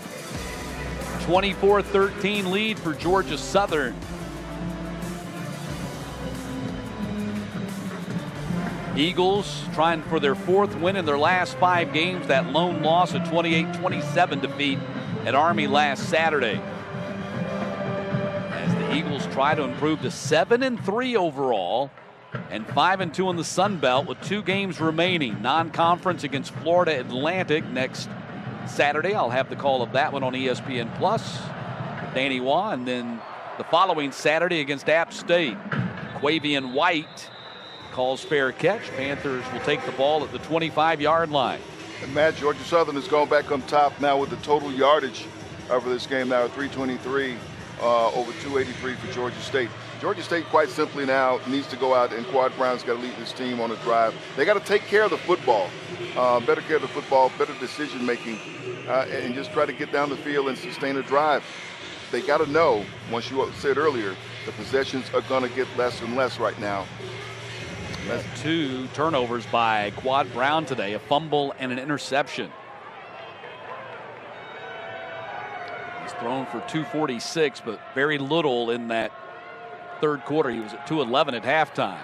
So only 35 yards passing for Quad Brown in that third quarter. Slides down rather than take the tackle from Bird. And he just escaped narrowly. Raymond Johnson came in and had a paw on him. He eluded that. Raymond Johnson's had a huge game for the Eagles here today. 5 solo tackles, 3 tackles for loss. It's 2nd down and 11 as Quad Brown took a 1-yard loss on that play. Rush is coming up the middle, throws and complete at the 45-yard line to Pinckney. Shoved out of bounds by Baker as Pinckney makes his 9th grab of the game. Big play by a big-time player when you need it. Even though Brown was throwing that one off the back foot, Pinckney still brings it in. He's having a big day. 1st and 10 from the 50-yard line. And Coates going to be dropped for a loss. 4th tackle for loss. 4th TFL for Raymond Johnson today. It's that man again. Shaking his head a little bit, but not today. 6'3", 270 senior out of Sumter, South Carolina. Over 40 career starts for this Eagles team. Dixon goes in motion. Heavy rush. They pick it up. And pass is complete to Pinckney at the 35-yard line. Quad Brown just floated it out there and let Pinckney run under it. Sam Pinckney to the rescue. You knew someone was open someplace with them bringing all the pressure. Good example of what you were talking about earlier, Sam, where you throw it to him open. So 1st and 10 from the 34. Play action. Quick pop to Payne. And Aubrey Payne tackled by Wilton, who makes his 10th tackle of the ball game. All of them solos, but that'll be enough for a 1st down for the Panthers. They're trying to pick up their 2nd touchdown of the day. When Payne is on his game, he and Roger Carter are a pretty tough combination at tight end. 3 catches out of the tight end today, 2 by Payne. So 1st and 10 from the 21. Play action again. That's complete. Matlin Marshall with the catch. Just his 3rd of the season. Comes at a great time for the Eagles, or rather, unfortunately for the Eagles, for the Panthers, and 1st and goal to go at the 8-yard line. And Coates dives up the middle down inside the 5-yard line. Coates finding some running room that time. After the passes, putting it on the ground. And Coates scrambles in for the touchdown. Second touchdown of the day for the Panthers. And that makes it 24-19. Now here is where you likely go for the 2. They're making that decision right now. Yeah, you go for the 2 to try to make it a field goal game now that you're in the 4th quarter.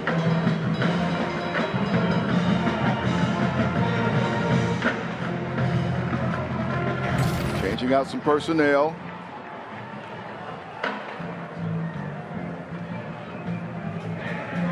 Brown is back. Payne is back. Tucker Gregg. So Panthers going for the 2 right here to try to cut the Eagles' lead to 3. Wow. And timeout. Georgia State has to burn a timeout. First.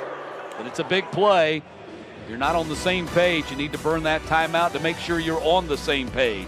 2-point conversion attempt coming up for the Panthers when we get back. What play they're going to run. They're going for 2 here to try to make it a 3-point game.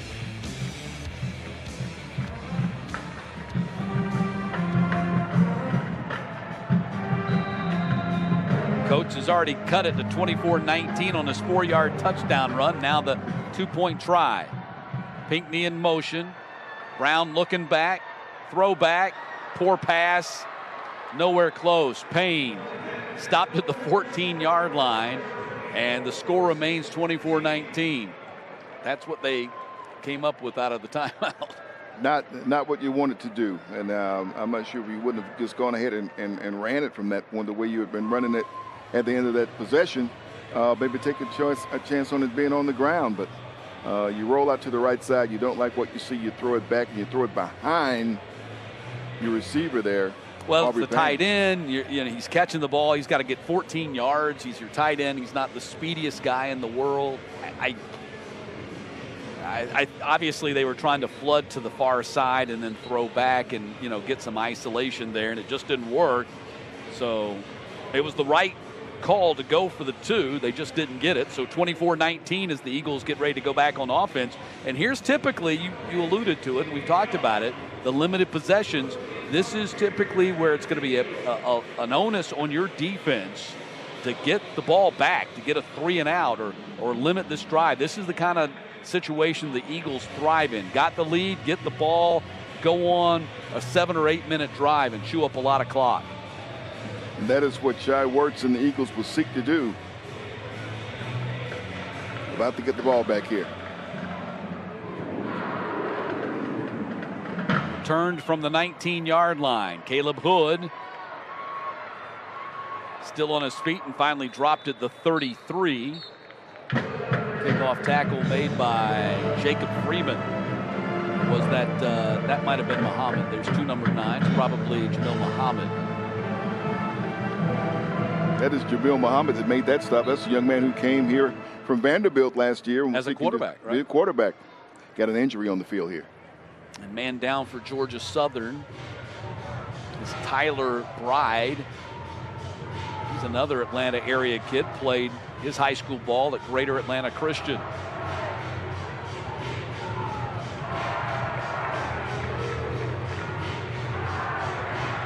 He's up and walking off gingerly, though. And that's one of the things that makes this rivalry special in my mind, aside from the fact you got two Georgia schools, one from Atlanta, Georgia State, one from Statesboro, Georgia Southern. But the players are from all over the state, and Georgia Southern's got a ton of Atlanta area kids on their roster. So there are a lot of people out there who are very familiar with each other. Quite familiar. So 1st and 10, ball at the 33-yard line for the Eagles. Green and LaRoche in the backfield along with Wirtz. And it's going to be LaRoche on the carry up to the make that Logan Wright on the carry up to the 38-yard line. Pick up a 5 on the play. Logan Wright had quite the day. Now at 139 yards rushing today.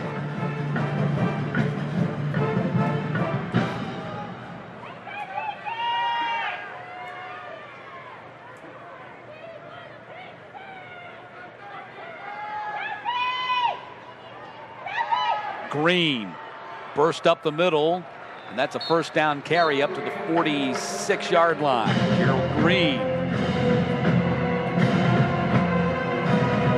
That's Green running behind the left side of that line. Caleb Kelly, Aaron Dowdell. And now we got a Panther down.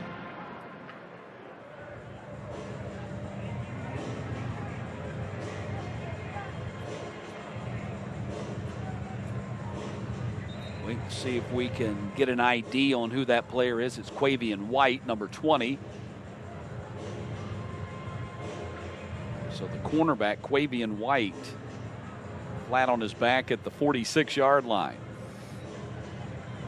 And we'll step aside as they get him to his feet.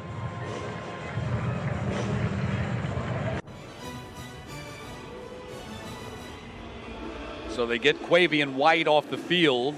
1st and 10 for the Eagles at their own 46-yard line. 24-19, Georgia Southern on top, trying to win their 3rd straight in this rivalry series. Eagles won the first, then the Panthers won 3 in a row, and now the Eagles trying to make it 3 in a row. Approaching 11 minutes left in regulation here, and handoff right up the middle to Gerald Green, and he's going to get maybe 2 yards on the play. Hardrick Willis there, along with Trajan Stevens McQueen.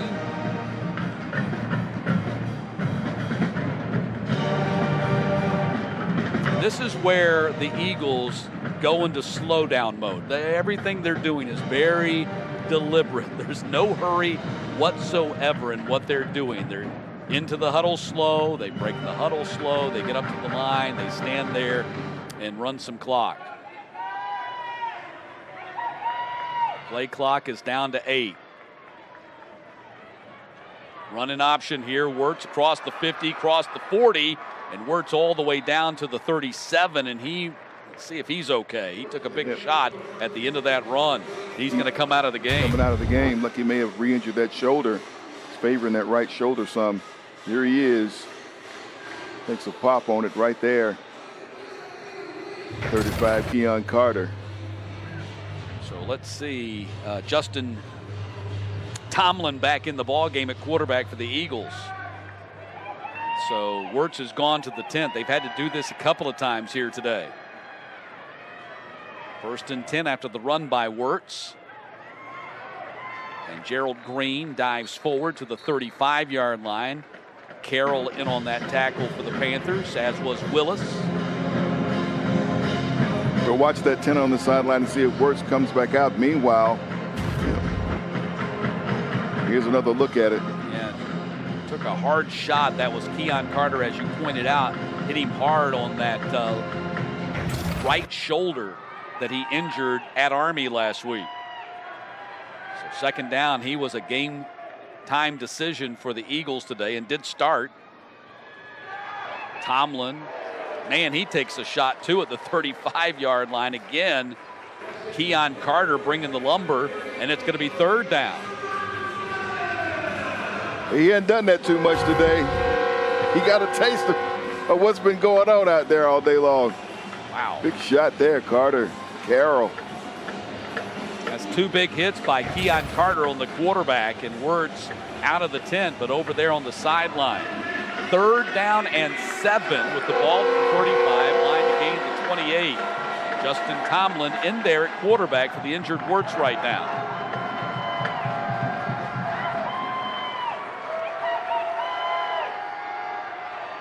Right up the middle, Logan Wright pulls the pile forward to the 31, going to be 3 yards short of the first down. Let's see what they do here. A field goal makes it an 8-point game, so that would be the logical decision here. This will be a 48-yard attempt by Rayner. He has not kicked one this far this season. Again, 41 is his long, and that was way back in the season opener. He's 1 of 2 today, missed from 52, made from 29, and again, this is from 48 in the right hash. Kick is on its way, and the kick is gonna be no good. It was short. That's big for Georgia State. Yeah, so the lead remains 5. That would have been a huge field goal because that would have meant the Panthers had to score a touchdown and get a 2-point conversion to tie. As it is, a touchdown without a PAT gives them the lead. You see just under the crossbar, short on the 48-yard attempt. So the Panthers go back on offense from the 31-yard line, the line of scrimmage on the missed field goal. And we're down to 7:42 to play in this game. That's Dixon in motion. And the handoff to Coates.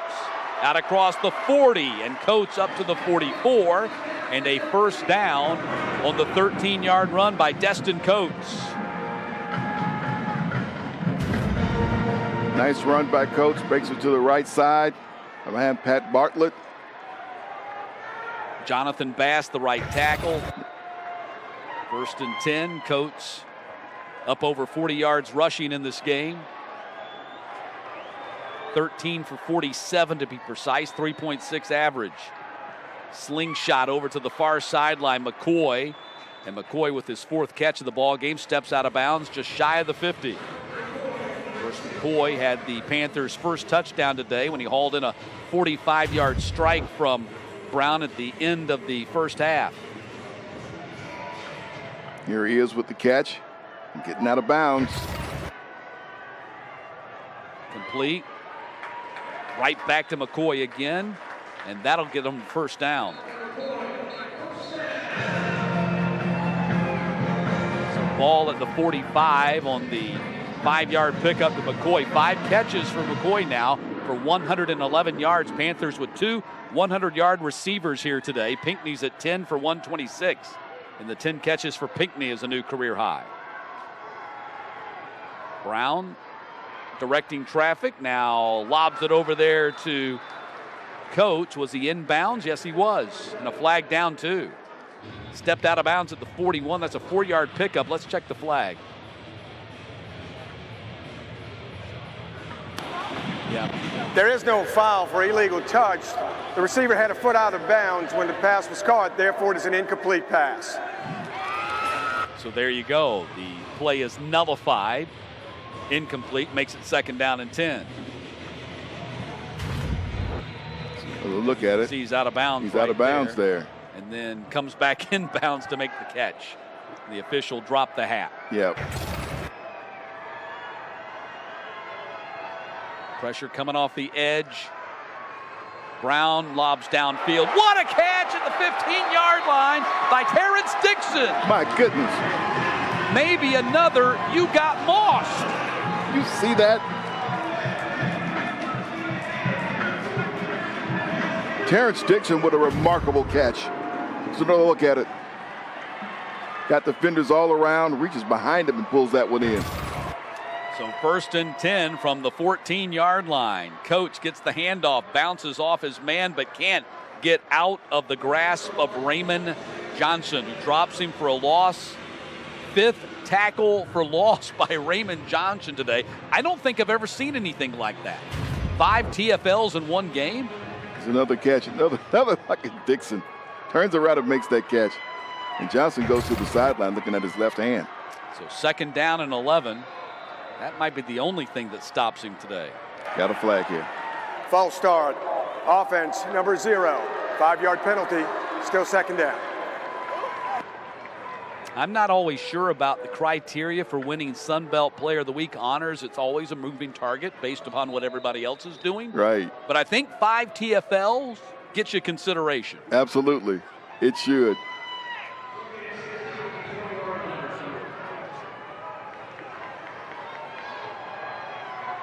Clock down to close to 5 minutes to go here.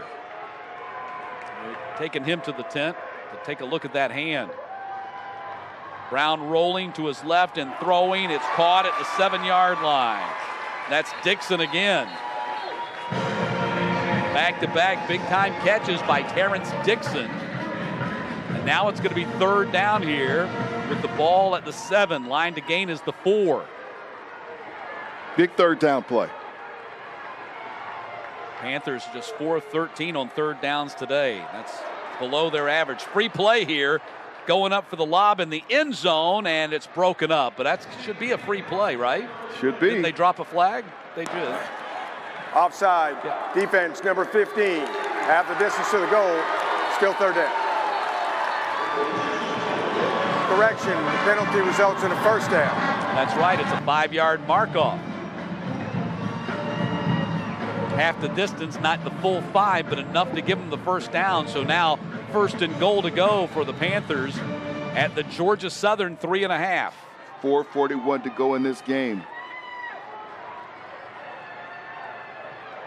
Coates tries to crash off of left tackle. Got stonewalled, still on his feet. Let's see where they're going to blow it dead at the 3. They're not going to give him the second effort. The second effort got all the way down to the goal line there. And they're going to rule him down at the 3 where his momentum was stopped.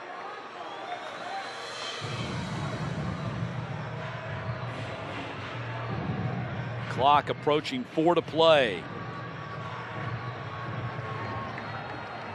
Panthers have not led since their early 3-0 lead in the first quarter. Trying to reclaim the lead for the first time since then.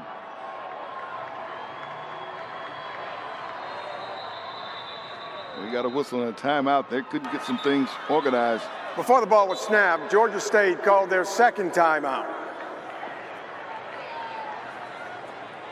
They had some communication issues, looked like some personnel issues, and they're having to burn a timeout they didn't want to burn right now. Well, Sam, while they sort through those issues in the huddle, we'll step aside and let them do it. Have it 2nd down and goal to go from the Eagles' 3-yard line. Matt Stewart along with Sam Crenshaw. Panthers trying to snap a 2-game losing streak in their rivalry series with their rivals from Statesboro. 2nd down and goal here. Brown hands off, and Gregg down to the goal line. Then he fumbled into the end zone, and no signal yet from the officials. It looks like they're going to rule him down inside the 1. Before the ball came out, short of the goal line, 3rd down. So the ruling, as you heard, down inside the 1-yard line before the fumble by Gregg. And it's 3rd down and goal. Surprised that this has not been reviewed yet, or at least they have not called the official over to take a look at it. Yeah, well, maybe that's going to happen. Well, maybe not. So 3rd down and goal from inside the 1. Brown, he bobbles the ball, and he does not get in. He had some trouble with the initial snap there and had to pull it up close to his body, and he does not get in. Or does he? He did, finally. Late call there. Brown gets the touchdown, and it's 25-24. It's a touchdown. Wow. Well, the Panthers will go for 2 again right here to try to make it a field goal lead. Took a while for the call to be made, but Quad Brown takes it in from less than 1 yard out to make it 25-24. All right, now they're going to take a look. The previous play of a touchdown is under review. See, he nearly fumbled it right there. Yep. And it looked like his forward progress had been stopped outside of the goal line. But then on the other side of that pile, which obviously we can't see, he was able to break the plane of the goal. The question is, with the call being made touchdown on the field, is there going to be video evidence available to overturn that? And I think that's what you have to do when you make a call like this. And there you see, get in the review. Boy, it took a long time for them to signal that touchdown. They did. And so far, from what we've seen, and of course the replay officials probably have better angles than we do. John Allman in the replay booth, the replay official today, they may have a better look at it than we do. But from what I've seen, I haven't seen anything that even shows me that he scored a touchdown, much less overturn a touchdown. After review, the ruling on the field stands, touchdown. And I don't think there was any video evidence to overturn it. You think so? 2:54 to go in the game, still plenty of time. Well, the Panthers going to go for 2 here because a 2-point lead is pretty much meaningless. It's the same as a 1-point lead. Field goal beat you, so they're going to go for the 2 right here to try to make it a field goal lead. Went for 2 after the last touchdown, and the play they came up with really left a lot to be desired. Let's see what they cook up this time. Greg lines up next to Brown in the backfield. Going for a fade and a jump ball, and it's caught for 2. Pinckney with the 2-point conversion catch in a hand battle with the ball in the air and fought off the defender to haul it in, and it's 27-24. Matt, you got to make that play. You got to go to one person. Who is the guy you're going to go to today? Sam Pinckney's been getting it done for you all game long. Quad Brown just throws it out there and knows that this guy is he's got to outmuscle somebody, outreach somebody for it. Give me that. Second consecutive career game for Pinckney. Last week it was career yardage. This week it's career catches. And the 2-point conversion makes it 27-24. Now the question becomes, Sam, as the Eagles get ready to go back on offense, will Shai Werts be at quarterback? That's the big question for them. And if he is back, you know, how limited will he be? Limited at all for his shoulder? That's going to be serious to see, or will you have to end up having to go back in and bring Justin Tomlin back in the game? What a time for him to have to come back in and play. There's Shai Werts. Without his helmet. Close games, nothing new for Georgia Southern this season. All but 2 of their games have been decided by 1 possession. Their 41-0 blitz of UMass and their 28-14 loss to Coastal. As the kick goes into the end zone, Hood will go back and get it and take a knee. And so the ball comes out to the 25, and we wait to see who's going to be the quarterback here for what may be the final possession of the game for Georgia Southern. I think we're getting Tomlin. Number 17 is right there, Justin Tomlin, and he's coming out. How'd you like to be this guy? In your hometown? Hometown, you know, game on the line, and your number gets called. Start for the Southwest DeKalb Panthers, and thrust into a potential game-saving or game-winning role here with Georgia Southern with Werts on the sideline. They go to the ground to start things off.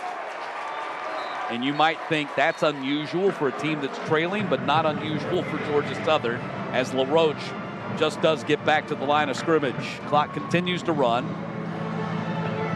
Eagles have all 3 timeouts remaining. LaRoche comes off the field. That's Logan Wright lined up next to Justin Tomlin here.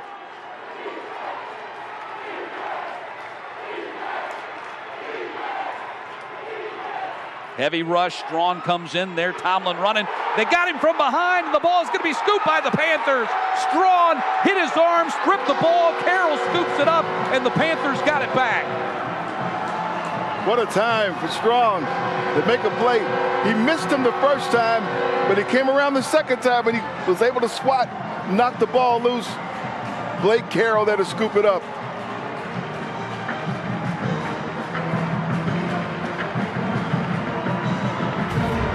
Take another look at it. Strong didn't get him that time, but knocked it loose right there. What hustle by Jordan Strachan. Did not give up on the play and came back and stripped Tomlin of the ball, and Carroll with the scoop and out of bounds at the 21. This game is not over by any means. The Eagles still have 3 timeouts that they can use here defensively, so the Panthers can't run out the clock or run it all the way down and, you know, score and end the game. Greg, that'll be called by Georgia Southern as Adcock makes the tackle. Timeout, Georgia Southern. Their first. It'll be 30 seconds. So Ruiz, who's already kicked a couple of field goals today, warming up on the sideline. A field goal would make it a 6-point game and would put it out of reach for a game-tying field goal for Georgia Southern, meaning they'd have to score a touchdown when and if they get the ball back. Of course, the Panthers don't have to score here. That's the first timeout used by the Eagles, and they'll use their 2 more. And once they do that, if the Panthers can just pick up a first down, that'll put the game away. I was watching the play clock, though. They snapped the ball at about 22 seconds left on the play clock. And so I'm in this situation, you know, you kind of run that thing down before you snap the ball. The second down. 129 seconds left in this one as the Panthers trying to snap a 2-game losing streak to their rivals.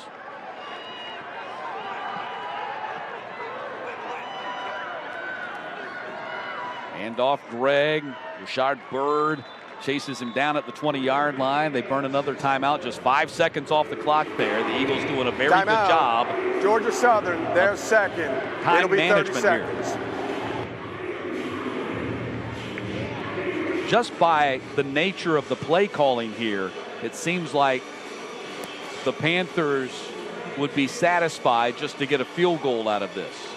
They're playing it towards the middle of the field, setting it up so that Ruiz has a clean look at the field goal to take a 6-point lead. That's what it looks like. At the same time, you're watching that clock. You got 2:04 right here.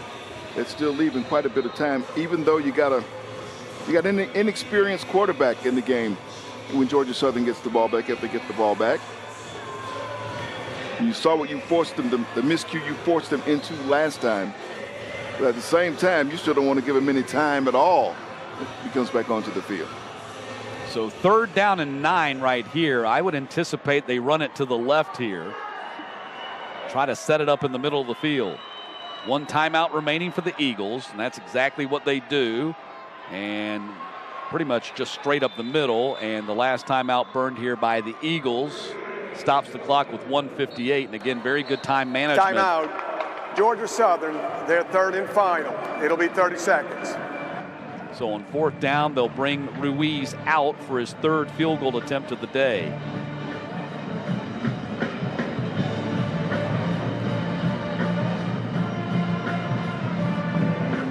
While this by no means ends the game or put it out of reach, it does make it a little bit more difficult, meaning the Eagles will need a touchdown to tie it and then a PAT to win it. We're coming down to the stretch in this game, Matt, and I keep going back to what the coaches shared with us early this week when talking about this game. One talking about the disrespect that came after last year's game in Statesboro. The other saying rivalry. What rivalry? These guys aren't our rival. The teams haven't played that way today. They show you what this game means. Yeah, I think both sides have played with the intensity of an in-state rivalry, that's for sure. So this will be a 34.5-yard field goal attempt by Ruiz over near the right hash.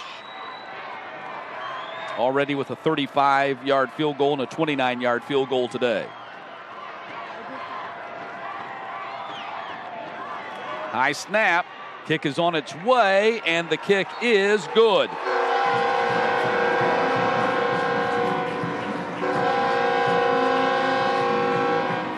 So it's 30-24 as the Eagles will get the ball back with this kickoff and no more timeouts remaining. Minute 53 to go. You see what they do.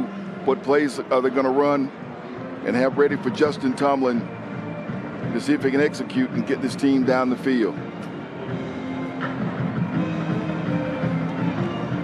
No doubt a tough spot for the young quarterback at the Eagles, having to come in for the veteran Shai Werts, over 40 career starts, the all-time leading rushing quarterback in Sun Belt history, and having to be a spectator here for the final drive of the game.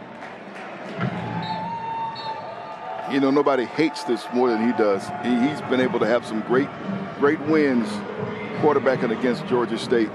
He was hoping to get one more today. Well, he may yet get it, but it won't be him at quarterback. If they do, it'll be Justin Tomlin. Okay, so what kind of approach do you take on the kickoff here?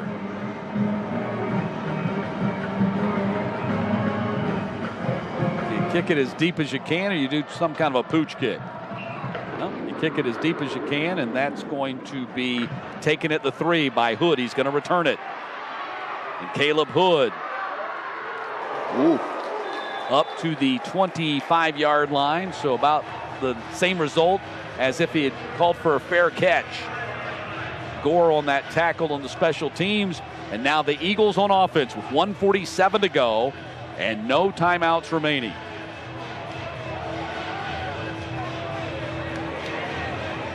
Here comes Tomlin in the Georgia Southern offense with a minute 47 to play. Eagles have completed only 4 passes today.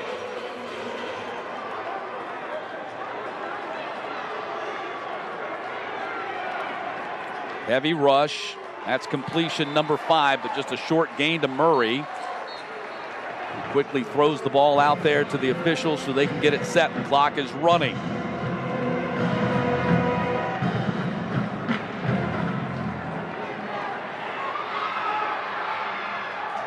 Tomlin takes off running and gets the first down. That will stop the clock long enough for them to move the sticks. Looks like he ran really fast on that play. Quick lob out there to Murray, who goes out of bounds.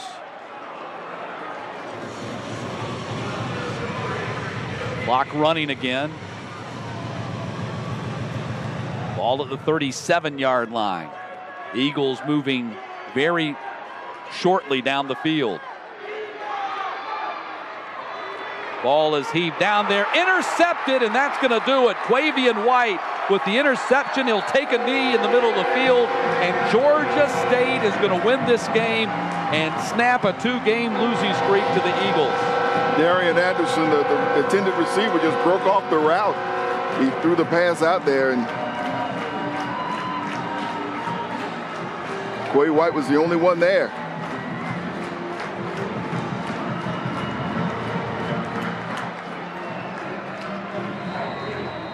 Still got 58 seconds to go here. Yeah, all the Panthers have to do, though, is take a knee.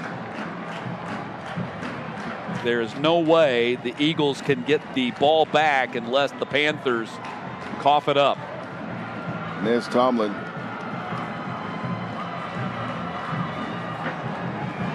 Is thrust into a situation.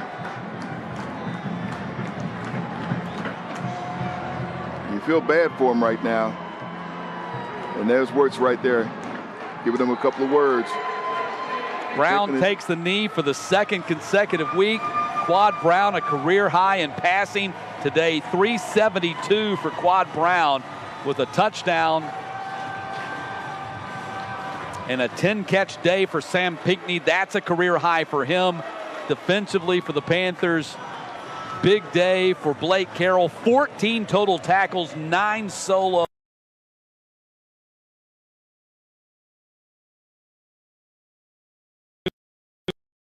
State record for tackles for loss. And the Panthers will celebrate. a 30-24 victory as Quan Brown heaves the ball high into the air. Yeah, coaches meeting at the center of the field. And, you know, those are two old friends.